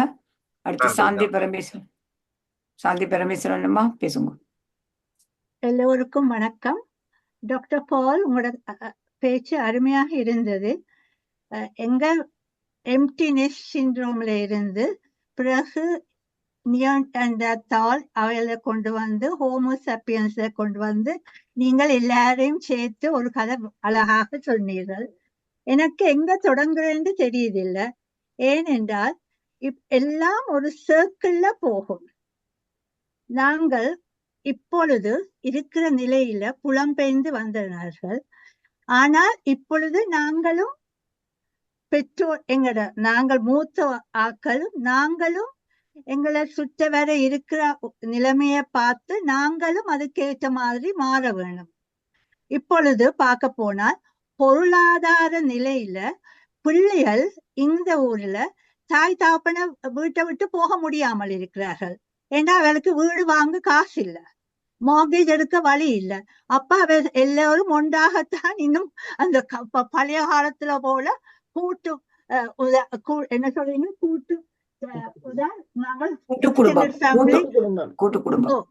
கூட்டு குடும்பமாக இப்ப வாழ பாக்குறார்கள். ஏன்னா முடியுது இல்ல, அவைக்கு காசு இல்ல, மார்கேஜ் எடுத்து வீடு வாங்க. அப்ப எல்லாம் ஒரு சர்க்கிள்ல போகும், நல்லதும் கெட்டதும் ஒன்றா வரும். ஆனால் முக்கியமாக நான் சொல்றது என்னென்றால், நாங்கள் எங்களோட பிள்ளைகளை வளர்த்தால் ஒரு எதிர்பார்ப்பும் இல்லாமல் அவதான் எங்களை பார்க்க வேணும் பிற்காலத்துல என்ற யோசனையை இனி விட வேணும். அவர்கள் நல்ல சந்தோஷமாக எங்க இருந்தாலும் அவர்களை வாழ விட வேணும். அதான் ஐன்ஸ்டைன் சொன்னார், if you want to be happy, don't get attached to people or objects. Have a goal in life. அவர்கள் போனால் எங்கேயோ சந்தோஷமா இருந்து ஒரு நாளைக்கு 10 நாளைக்கு பிறகு ஒருக்கா போன் பண்ணாலும், ஏன் இவ்வளவு நாளுக்கு பிறகு போன் பண்ற, உனக்கு போன் பண்ண நேரம் இல்லையோ என்று கேட்காமல் நல்லது சந்தோஷம் என்று சொல்லி போட்டு இருக்க வேண்டியது இப்பொழுது எங்களுடைய கடமை. நான் சொன்ன மாதிரி இப்ப பழைய அதிகமான வீடுகள்ல பிள்ளையால் வெளியால போக வசதி இல்லை. ஆனால் ஞானா யோகராஜ சொன்ன மாதிரி இப்பொழுது இந்த ஊரிலையும் விட்டு வெளியூருக்கு ஆஸ்திரேலியா, கனடா அந்த இடங்கள்ல போறார்கள். நீங்க சொன்ன முரளி வள்ளிபுரநாதனும் ஞானா சொன்ன மாதிரி எனக்கு என்னுடைய மருமகனவன் ஒரு இங்க வந்து அவருக்கு பறவைகளை பற்றி நல்ல படித்து இருக்கிறார். வந்து ஒருக்கா கதைச்சவர். ஹீஸ் அ கம்யூனிட்டி, நீங்க சொன்ன மாதிரி கம்யூனிட்டி சைக்கியாட்ரி. இன்னும் அங்கேயே வேலை செய்யற பிள்ளைகள் கனடாவில இருக்கணும், வைஃபும் பிள்ளைகளும். அப்ப அது எல்லாம் நேரத்துக்கு நாங்களும் மாற வேணும். சூழ்நிலைய பார்த்து நாங்கள் மாறாட்டி we will become extinct. நாங்கள் நியண்டதால் மாதிரி நாங்கள் எல்லாரும் அழிந்து போவோம். அப்ப நாங்களும் செய்தது. ஆனா உங்களோட பேச்சு நல்லா இருந்தது. நீங்க எம்டினஸ் சிண்ட்ரோம்ல இருந்து கதைச்சு எங்கள் எல்லாருக்கும் எங்களை யோசிக்க வைத்து விட்டீர்கள். மிக்க நன்றி, மிக்க நன்றி. நன்றி நன்றி நன்றி நன்றி அம்மா. அடுத்து வைத்திய கலாநிதி சதா மனோம்மா, நீங்க உங்களோட கருத்தையும் கூறி இந்த சாட் பாக்ஸையும் இருக்கா வாசியுங்க. அனைவருக்கும் வணக்கம். அருமையான கருத்து. ஞானா யோகராஜா மாஸ்டரும் சாந்தி பரமேஸ்வரன் மாஸ்டரும் மற்றது பஞ்சாச்சர மாஸ்டர் எல்லாரும் கூறிவிட்டார்கள். நான் இதுல முக்கியமாக ஒரு விடயம் கூற விரும்புகிறேன். இதுல என்னென்றால், பெற்றோர் குழந்தைகளுக்காக வாழ்வோம் என்று வாழுகிறார்கள். அதில்தான் தவறு வருகிறது. பிள்ளைகளுக்காக மட்டுமே வாழ்வதாக அவர்களுடைய வாழ்க்கையை அமைத்துக் கொள்கிறார்கள். அப்ப பிள்ளைகள் போன உடனே அவர்களால் அதை சமாளிக்க முடியாதது. அதுக்குத்தான் சொல்லினோம் என்னென்றா, தனக்கான உலகத்தை அவர்கள் உருவாக்க வேண்டும். பெற்றோர்கள் தங்களுக்கான உலகத்தை உருவாக்கி, பிள்ளைகள் போவினம் ஒரு காலத்துல அவை போகத்தான் போயினம், அவன் வாழ்க்கை போக வேணும். அப்ப அதை வச்சு இவியல் அதுக்கு ஆயத்தமாக வர வேணும். பெற்றோர் அப்படி செய்யறது இல்லை. போனோர்னா அழுது கொண்டு இருக்கிறதான் அவ பார்க்கறது. அப்போ அவ சொல்லி நம்ம என்னடா, உங்களுக்காக 1 மணி நேரம் 2 மணி நேரம் 3 மணி நேரம் செலவிடுங்க. உங்களோட தேவைக்கு, உங்களோட சனிட்டிக்கு, உங்களோட ஆரோக்கியமாக நீங்கள் மனநிலை நோய் வாய்ப்படாம இருக்க வேண்டும் என்றால் அவர்களின் கடமை நீங்க செய்து விட்டீங்கள். அவை விலகிட்டன. ஆனால் நீங்கள் உங்களை எப்படி பாதுகாப்பது என்று முன்கூட்டியே ஆயத்தமாக இருக்க வேண்டும். அது இல்லாததால தான் இந்த சிக்கல்களுக்கு காரணம். தங்களுக்கென்று ஒரு இலக்கை எடுத்துக்கொண்டு அந்த கனவை நனவாக்க தொடங்க வேண்டும் என்று அருமையாக கூறப்படுகிறது. வருத்தங்களை அவர் பகிர்ந்து கொள்ள வேணும். ஹஸ்பண்ட் ஹஸ்பண்ட் வைஃபோட கதைச்சு, வைஃப் அப்ப இருவரும் ஒழுங்காக கம்யூனிகேஷன் இருக்க வேணும். அதுகள் இருக்கிற இல்லை, பிள்ளைகள் இருக்க எல்லாம் பிள்ளைகள் இடைக்குள்ள செப்பரேட் பண்ணி வச்சிருக்கணும். அவைகள் தங்களுக்கு தேவையானதை செய்து கொண்டு அவை போயிருக்கணும். அந்த காலங்கள்ல பெற்றோர் 2 பேரும் கதைப்பதும் இல்லை, அவைக்கு நேரம் இல்லை கதைக்க. அப்ப இனிமேத்தான் அவை பில் பண்ண வேணும் ஒரு ரிலேஷன்ஷிப்பை. இனிமேத்தான் வாழ போயினு 2 பேரும், என்னோட பிள்ளைகள் இல்லை. அப்ப அந்த கட்டத்துக்கு போக முன்னமே அவை அதை யோசிக்க வேணும். அதுகள் எல்லாம் செய்யாம விடுறதால தான் இந்த நோய்வாய்ப்படுறதுக்கு காரணம் கூடுதலாக உள்ளதுன்றதால் என்னுடைய கருத்து.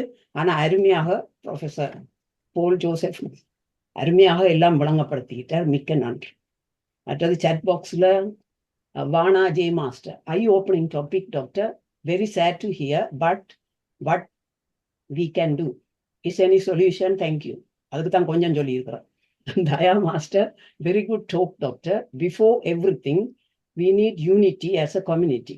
Even in Britain, Tamils are fighting. Even in Britain, specifically women, my village is better than yours, showing their status, putting that thought into children's mind. They really fight. Family unity, community unit is very important to grow. Jaya Canada, எங்கள் சமுதாயத்தின் முக்கிய பிரச்சனையை எடுத்து அருமையாக சொல்லி இருக்கிறீர்கள். நாங்கள் மாறிக்கொண்டு வருகிறோம். Vinay master, it's funny to say that they can't buy a home and even they are earning handful money. They have money to spend for entertainment only. Why you are saving and giving to them? Okay, அது அருமையாக அந்த கருத்தும் கூறப்படுகிறது. அதுவும் சரிதான். ஏன்னா அவைகள் தாங்கள் சாப்பிடாட்டிலும் பிள்ளைக்கு தானே சேர்த்து வைக்கிறோம். இதுதான் எங்களுடைய கல்ச்சரின் நிலைமை. எனவே இத்துடன் நிறைவு பெற்றது. நன்றி நன்றி நன்றி நன்றி அம்மா. அடுத்து மீரா நாகேந்திரன் பேசுங்கம்மா.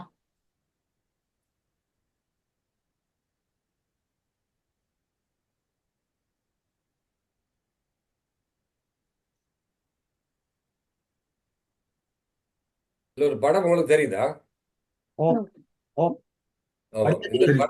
தெரியுது. ஆமா, இதுல ஒரு இனக்குழுமம் உங்களுக்கு போட்டிருக்கிறேன். எந்த இனத்தவர் மாதிரி இருக்குது? எங்கட ஏசியன் மாதிரியா அல்லது ஆப்பிரிக்க இனம் மாதிரியா அல்லது அபரிஜினிஸ் மாதிரி கிடக்கு. அபரிஜினிஸ் அப்படின்னா ஆஸ்திரேலியன் நேட்டிவ். அல்லாட்டி நாங்கள் எங்களோட ஊர்ல வேர்டர் சாதியலாக இப்படித்தான் இருந்தார்களோ தெரியாது. வேர்டர்கள் இருந்தார்கள் அல்ல, இப்பொழுது இது இருக்கிற இன்றைக்கு வாழ்ந்து கொண்டு இருக்கிறேன். இது எங்க இருக்குன்னா நீங்க ரொம்ப ஆச்சரியப்படுவீங்க. இதே கருப்பின மக்கள் இந்தியாவுக்கு பக்கத்துல இருக்கிற, உங்களுக்கு தெரியும், அந்தமான் நிக்கோபார் தீவுகள் அப்படி இருக்குது. அதே மாதிரி ஒரு தீவு, அந்தமான் நிக்கோபார் தீவுக்கு உட்பட்ட தீவு அல்ல இது. இந்தியாவிலும் இல்லை, உலக நாடுகள்ல இந்த மேப்பிலேயே இல்லாத ஒரு தீவு, சின்ன ஒரு தீவு கூட்டம். இது இப்ப அது இந்தியாவுடைய கட்டுப்பாட்டில் இருக்குன்னு சொல்றாங்க. செனிட்டல் ஐலாண்ட் அப்படின்றது, செனித்தால் SENITAL அப்படிங்கிற ஒரு ஐலாண்ட் இந்தியாவில இருந்து கிட்டத்தட்ட ஒரு 500 கிலோமீட்டருக்குள்ள இருக்குது. அந்தமான் நிக்கோபார் தீவுகளுக்கு போற அருகில பக்கத்துல இருக்கிறது ஒரு ஐலாண்ட்ல. இந்த மக்கள் ஒரு சின்ன இனக்குழுமம் ஒன்று வாழ்ந்து கொண்டு இருக்கிறது. இவர்கள் உள்ளுக்குள்ள யாரையும் அனுமதிப்பதில்லை, தாங்களும் அதே மாதிரி வெளியில போவதில்லை. இந்த இனக்குழுமம் அழியாமல் இருக்கிறதுக்காக, இந்த இனக்குழுமம் ஒரு பாதிப்பு இல்லாமல் இருக்கிறதுக்காக அரசாங்கம் அப்படி ஒரு சட்டத்தை வச்சிருக்கிறார்கள். அங்க யாரும் போகவும் கூடாது, அங்கிருந்து யாரும் இவர்கள் வெளியில வரவும் கூடாது அப்படிங்கிற மாதிரி ஏன்னா அது ஒரு பாதுகாக்கப்பட்ட ஒரு தீவாக இந்த தீவு இருக்கிறது, இன்றைக்கும் இருக்கிறது. இவருடைய அதான் வேடுவ இனம்தான். ஒருத்தர் அதாவது ரொம்ப இது மாதிரி தான் இருக்கிற, உடுப்பில்லை, ஒன்றும் இல்லை, எந்த விதமான இதுவும் இல்லை. இது இப்ப ரீசெண்டா எடுத்த பிக்சர். இப்போ அதுல ஒரு சில ஆய்வாளர்கள் போய் அவர்களுக்கு மொழி பிரச்சனை இருக்கிறது, அப்படி பல பிரச்சனைகள் இருக்கிறது. ஆனால் அவர்களை பற்றிய சில ஆய்வுகள் வந்து ரகசியமாக போய் ஆய்வாளர்கள் எடுத்து வெளியிடுகிறார். வணக்கம் எல்லா மாஸ்டர்ஸுக்கும் வணக்கம். டாக்டர் போல், அருமையான ஒரு சிங்களத்தை பற்றி வடிவாய் சொன்னீங்கள் இன்றைக்கு. அதே நேரம் எங்களோட சமுதாயத்தில் இருக்கிற பல பிரச்சனைகளையும் தொட்டு சென்றீர்கள். உண்மையாக நாங்கள் அதை கண்டு கொண்டுதான் இருக்கிறோம். அது உண்மையில வருத்தத்துக்குரிய ஒன்றுதான். மற்றது அந்த எம்டினஸ் சிண்ட்ரோத்தை பற்றி சொன்னீங்களோ, அது என்ன விதமான வருத்தங்கள் டாக்டர் வரும்? அது எப்படியான சிம்டங்கள் வரும்? அதை நான் ஒரு ஸ்லைட் போட்டேன். நீங்க லேட்டா வந்தீங்களோ? லேட்டா வந்தீங்க. டாக்டர் திரும்ப நான் சொன்னா திரும்ப மற்றவர்களுக்கு இதா இருக்கு. நீங்க அந்த வீடியோவை போட்டு பார்க்கலாம் திரும்ப. அதுல என்னென்ன அறிகுறி, இது மாதிரி இருக்கிற பொழுது என்னென்ன அறிகுறி இருக்குன்னு ஒரு ஸ்லைட் அதுல வருது. நீங்க திரும்ப வீடியோ போட்டு பாருங்க. ஓகே, உண்மையா பிரயோசனமான இதுகளை நீங்க சொன்னீங்க. மிகவும் நன்றி டாக்டர். திரும்பவும் வந்து எங்களுக்கு இப்படியானதுகளை சொன்னா மிகவும் பிரயோசனமா இருக்கு. நன்றி. நன்றி நன்றி மீரா அம்மா. அடுத்து ஆஸ்திரேலியாவிலிருந்து வசந்தராஜ் ஐயா, நீங்க பேசுங்க.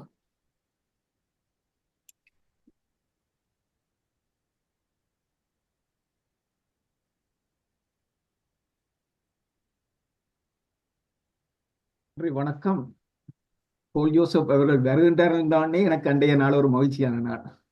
இவர் வந்து எனக்கு இவரை பார்த்தா எங்களோட ஊர்ல ஒரு மாஸ்டர் இருந்தவர். அவர்கிட்ட இவர் அடி வாங்கி இருப்பாரு. நானும் அடி வாங்க கொழுக்கட்டை மாஸ்டர்னு தெரியும். சொல்லுங்க நீங்க. எனக்கு பல விஷயங்கள்ல எனக்கு உங்களுக்கும் வந்து பல கருத்துகள் வந்து ஒத்து போகின்ற கருத்துகள். உண்மையிலே இன்றைய இது வந்து ஒரு சப்ஜெக்ட் வந்து ஒரு முக்கியமான சப்ஜெக்ட். நீங்கள் இந்த சொன்னீங்கள், அந்த ஒரு கூட்டு குடும்பமா இருந்த போது அம்மாவை பார்த்து கேட்டீங்க 8 பேர் இப்படி அம்மா எத்தனீங்க, அதை நெச்சி சிரிக்கிறேன். இப்போ வந்து நெச்சு அது உண்மையிலே வந்து என்னுடைய நண்பர்கள் கொஞ்சம் பேர் இருக்கு. நம்ம வந்து அவர்கள் வந்து அதிகமா குடும்பத்துல 8 பேர். அவர் எப்போதும் சொல்லி கவலைப்படுவார். அவர் ஒரு கடைசி டாக்டர் வந்து 8வது ஆள். நான் இந்த 8வது ஆளை பற்றி நான் கொஞ்சம் ஒரு நல்ல ரெஸ்பெக்ட் வைக்கிறேன்னு சொன்னா, பழைய ஏற்பாட்டுல டேனியலும் வந்து 8வது ஆள். நான் குளப்படியாளா இருப்பினா கெட்டிக்காரரா இருப்பேன் நம்ம 8வது ஆள். அப்ப அந்த வகையில நான் ஜோஜி பார்த்து போட்டு சொன்னேன். அவர் சொல்ற போது சொல்லுவார், நீர் என்ன சிரிக்கிறேன்னு என்ன பார்த்து சிரிப்பார். நான் எல்லாரும் போட்ட காய்ச்சாட்டு தான் கடைசியா தான் போடுறது. எல்லா வீட்லையும் போட்டு தான் வீட்டுல வந்து எல்லாரும் போட்ட ஊத்த உடுப்புலாம் கடைசியா நான் போடுவேன்னு அப்படிலாம் சொல்லி கொண்டு இருப்பார். நான் சொன்னேன், அதை நீங்க சொல்றீங்க எல்லாரும் சாப்பிடும்போது நீர் தானே சாப்பிட்டு இருப்பார். கடைசி பிள்ளைண்டு போட்டு உங்களைத்தான் எல்லாரும் போய் சாப்பிட போட்டு கொடுத்துருவோண்டு அந்த பாசிட்டிவ் ஆடும்போது சொல்லுவேன். இது உண்மையில இன்றைக்கு வந்து நாங்கள் சிந்திக்க வேண்டிய உண்டு. இன்றைக்கு வந்து அதிகமா நடக்கிற இப்ப பிள்ளைகள் எல்லாம் வந்து ஒரு பிள்ளை பெத்தாலே கோழி கொக்கரிக்கிற மாதிரி கொக்கரிச்சு கொண்டு இருக்கிற காலம். இப்போ அந்த காலத்துல வந்து பேரண்ட்ஸ் வந்து கூட்டு குடும்பமா இருந்த மட்டும் 8 பிள்ளைகள் இருந்த மட்டும் பெரிய ரெஸ்பான்சிபிள், பெரிய ஒரு ஆளணி, ஒரு பெரிய த்ரெட். அங்கே ஒரு வேலை வாய்ப்புகள் கூடிய சோல்வ் பண்ணப்படுது. என்னென்னு சொன்னா ஒவ்வொருக்கும் ஒவ்வொரு கடமை இருக்கின்றது. இப்பொழுது வேலை வாய்ப்பு கூடிய இல்லாம போகுது. என்னென்னு சொன்னா ஆட்கள் இல்லாதால வேலை வாய்ப்பு இல்லாம போய் நாங்கள் எங்கேயோ நின்று வேலை செய்கின்றோம். அப்ப இது வந்து உண்மையிலே இது வந்து சிந்திக்க வேண்டிய ஒன்று. இன்றைய பாருங்க, நான் இப்ப தற்பொழுது வந்திருக்க இந்த அரசாங்கம் வந்து இலங்கையை பொறுத்தவரை சுருக்கமாக சொல்லுகின்றேன், அங்கே நல்ல ஒரு சூழ்நிலை உருவாக்கப்பட்டிருக்கு. நான் ரோகண விஜயனோட இருந்து கதைச்ச காலங்கள்ல வந்து இன்றைக்கு ரோகண விஜயன் என்ன சொன்னாரோ அதை இன்றைக்கு இந்த தம்பி செய்கின்றேன். யார்கிட்ட சொன்னா இப்ப வந்திருக்கிற அனுராத நாயக்கா அப்படி ஒரு திறமான ஆள். ஆனால் அங்கே ஒரு வேற்றுமை அங்கே ஒரு வைக்கும் பெறப்போது யார் இதை வந்து அங்கே ஓப்பனா விட்டா கூட இதை செய்யறதுக்குரிய ஆட்கள் இல்லை அங்கே. அப்போ எங்களுடைய மக்கள் வந்து இன்றைக்கு நாங்கள் எல்லாம் புரிஞ்சு இப்படியே வந்துட்டோம் வழியிலே. அங்க போய் செய்யறதுக்கு எத்தனை பேர் இருக்கிறோம்? பிள்ளைகள் எல்லாம் திக்கா வழியிலே எல்லாம் போய் கொண்டிருக்கிறார்கள். ஒன்று பல ஃபேக்டர்ஸ். நாங்கள் வந்து எங்களுடைய தமிழ் சமூகத்துல வந்து நாங்கள் ஒன்று டவுரி, காஸ்ட், இது எல்லாத்திலேயும் வந்து அதுல இருந்து வெளியேறி வந்துட்டோம். ஆனால் இன்றைக்கு பிரச்சனை வேற மாதிரி வருது மாறி. இதை பற்றி நான் அடிக்கடி அனலைஸ் பண்ணுவது உண்டு. என்னுடைய நண்பர்கள், நான் ஒரு புள்ளி வேறு நான் 36 மேனா இருக்கிற மாதிரி நான் இதை பற்றி அப்போதோடு அனலைஸ் பண்ணி கொண்டு வரேன். நீங்கள் டாக்டரை பற்றி சொன்னீங்க, மிகவும் சந்தோஷம். நான் என்ன பல விஷயங்களை பற்றி பார்த்து கொண்டு வரேன். இன்றைக்கு வந்து எங்களுடைய பிரச்சனை வேற முகத்துல. முந்தைய காஸ்டும் டவுரியும் பிரச்சனை இருந்தது. இன்றைக்கு அது இல்லை. இன்றைக்கு நாங்கள் இப்ப அதுல இருந்து வெளியில வந்து நல்ல சந்தோஷமா இருக்கிறோம். ஆனால் பிரச்சனை வேற மாதிரி. எங்களுக்குள்ள இருக்கிற வகுப்புவாதம் என்ன மாதிரின்னு சொன்னா, அறிவு, நான் கூட படிச்சவன், நீ குறைய படிச்சனே, நான் சொல்றதான் சரி, நீ சொல்றது சரியில்லை. அப்படிப்பட்ட ஒரு பிரச்சனை உண்டு. மற்றது பிள்ளைகள் வந்து இந்த அதாவது ஏற்கனவே ஒரு பெரியவர் சொன்ன மாதிரி ரெண்டும் பெறலா போகணும். திருமணமும் படிப்பும் வந்து பெறலா போறதுதான் நல்லது. ஒன்றை கூட்டி ஒன்றை குறைக்கிறதால நாங்கள் வந்து பிந்தி வந்து மெறிபடுறதால படிப்புல வந்ததாலே அவருக்கு ஏற்ற ஆள் இல்லாதால அங்காலே அடுத்த ஒரு பிரச்சனை வருது. மற்றது இதெல்லாம் வந்து நாங்கள் சோல்வ் பண்ணதால வருத்தங்கள் வருது. இப்ப ஏற்கனவே கௌரியம்மா சொன்ன மாதிரி இந்த பிள்ளைகள பிரிவினையால அப்ப நாங்கள் இதுக்கெல்லாம் முன்னேற்பாடாக நாங்கள் இந்த பிளான் பண்ணி பிள்ளைகளை கதைச்சு நீயும் வந்து இதே மாதிரி 3 பிள்ளையாவது ஒரு உருவாக்க வேணும், நீயும் வந்து ஒற்றுமையா இருக்கணும், நானும் முன்ன கவனிக்கணும், நீயும் என்ன கவனிக்கணும். வின்வின் பாலிசியில வந்து நாங்கள் போகக்கூடிய அளவுக்கு நாங்கள் வருங்காலத்துல பிள்ளைகளை நாங்கள் தக்கவை பழக்கணும். ஒற்றுமை மிக முக்கியம். எங்களுக்கெல்லாம் நாங்கள் போக விட்டு புறஞ்சொல்ற பழக்கத்தை கட்டாயம் நிப்பாட்ட வேணும். நாங்கள் வந்து நாங்களும் நல்ல முறையா வாழ்ந்து அங்கே இருக்கிற சிங்கள மக்களையும் நல்ல முறையா வாழ அவர்கள் நல்ல மக்கள், நாங்களும் நல்ல முறையா வாழ்ந்து அவளையும் வாழ வச்சு ஒற்றுமையா வாழ்ந்தா நாங்கள் பல காரியங்களை செய்யலாம் என்று நம்புறோம். என்று சொன்னா இப்போ ஒரு பெரிய ஒரு வாக்கியம் நேற்று நான் அங்கே இலங்கையில சில பேரோட கதைச்சிருந்த போது அடுத்தது யார் ஆக்கள் யாராமல் தெரிஞ்ச நல்ல ஆக்கள் இருக்கிறோமா என்று சொல்லி எனக்கு அங்கே இருக்கிற சிங்கள ஒரு சௌரர் கதைச்சார். என்று சொன்னா இப்ப அங்க நிரப்புறதுக்கு நல்ல ஆக்கள் நல்ல தகுதியில நல்ல மனநிலையில இருக்கிற ஆக்களை வந்து உருவாக்குறது உறவு முறையே இனி இல்லை. அண்ணந்தங்க உறவு முறையே சொன்னீங்க கவனிக்கையில. நான் என்னது இதைத்தான் நாங்கள் சொல்ல வேண்டியது. உண்மையில பெரிய ஒரு சப்ஜெக்ட் நீங்கள் சொல்றது. நாங்கள் இன்றைக்கு வந்து பல வகையில நாங்கள் பிரிந்து போயிருக்கின்றோம். இந்த பிரிவினைகளை எப்படி நாங்கள் ஒற்றுமையாக்குறது என்பது மிக முக்கியம். அதை நாங்கள் தேடுவோம். முடிந்த அளவுக்கு நாங்கள் வந்து இங்க இருக்கின்ற பெரியோர்கள் எல்லோரும் வந்து பக்குவசாலிகள், எல்லோரும் அறிஞர்கள் நடத்துல இருக்கிற மட்டும் இப்போ ஒவ்வொருட பிள்ளைகளும் பேர பிள்ளைகளுமே இங்க வந்து நல்ல இதுல வந்து பிரமாண போஸ்ட்ல உலக அளவில் இருக்கிறார்கள். மற்றது என்னென்னு சொன்னால் மொழியும் நாங்கள் வந்து இந்த மொழியும் வந்து நாங்கள் வந்து அதையும் கவனித்து இது முடிந்த அளவுக்கு நாங்கள் செய்யலாம்னு நம்புறேன். இந்த ஒப்புரவாதம் மூலமாக நல்ல இதில் கொடுக்கமாக செய்யலாம் நம்புறேன். காலங்கள் போறவளுக்கு நல்ல இதா இருக்கின்றது எங்களுடைய கைகளின் பக்கத்திலே வந்து பாப்போம். கடவுள் will see that. மாஸ்டர் ஸ்ரீஸ்கந்தாய மாஸ்டர் எவ்வளவு நேரம் இருக்கு? ஒரு 5-10 நிமிஷம் பேசினா நான் ஒரு கருத்தை சொல்லி போட்டு நீங்க உங்களை பேசுறேன். ஒரு அடுத்து இதனுடைய தொடர்ச்சியான ஒரு பிரச்சனை வந்து அடுத்து என்ன வரப்போகுது அப்படிங்கிறது நான் ஒரு வீடியோ பார்த்தேன். அது ஒரு தமிழ் அதை போடலாம், ஒரு 3 நிமிட வீடியோ. ஓகே, நான் இதை பேசுவேன். நான் என்னுடைய கருத்தை சொல்லுகின்றேன். இன்று எங்களுடைய சமுதாயத்தின் முக்கிய பிரச்சனைகளை எடுத்து அருமையாக திறமாக சொல்லியிருக்கின்றீர்கள்.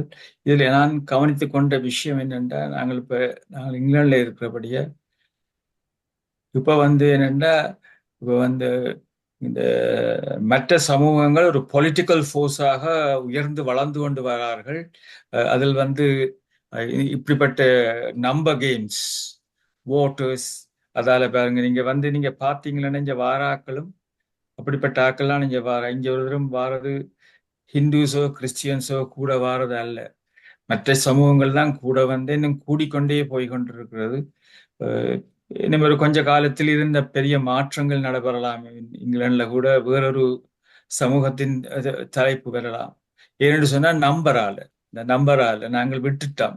அதால விட்டு கொண்டு வாரதால எல்லாம் நடந்து கொண்டு இருக்கின்றது. அது மாத்திரமில்லாமல் இன்னொரு விஷயம் இன்னொரு துக்கமான விஷயம், இந்த பலர் கல்யாணம் முடிக்காம இருக்கிறார்கள். வயது வந்தும் சரியான துக்கமாக கிடக்கு. அதை கேட்க நல்லா படித்தவர்கள் ஆனா அப்படியே விட்டு கொண்டே போகிறார்கள். இப்ப கல்யாணம் முடிக்காட்டிக்கு பிள்ளைகள் எல்லாம் பிறக்காது.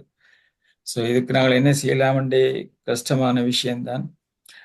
இதுக்கு நாங்கள் எல்லோரும் ஒரு யோசனை செய்ய வேணும். இல்லை பெரிய வேர்ஸ்ட் திங் வந்து பொலிட்டிக்கல் ஃபோர்ஸாக மாறிக்கொண்டிருக்கிறார்கள் மற்ற சமூகத்தினர். தமிழர்கள் இன்னும் அந்த இதுக்கு வர்றதுக்கு கஷ்டமா இருக்கு. இப்ப கனடாலும் அதே நிலைமை தான் இருக்கிறது. கனடாவில் விட்டு கொண்டிருந்த அங்க கொஞ்சம் கூட எங்களை விட, ஆனால் கொஞ்சம் பொலிட்டிக்கல் ஃபோர்ஸா இருக்கிறது நல்லம் என்பது கருத்து. என்னுடைய சில விடயங்களை நான் சொல்ல இருக்கின்றேன் இந்த நிகழ்ச்சி நிரல்.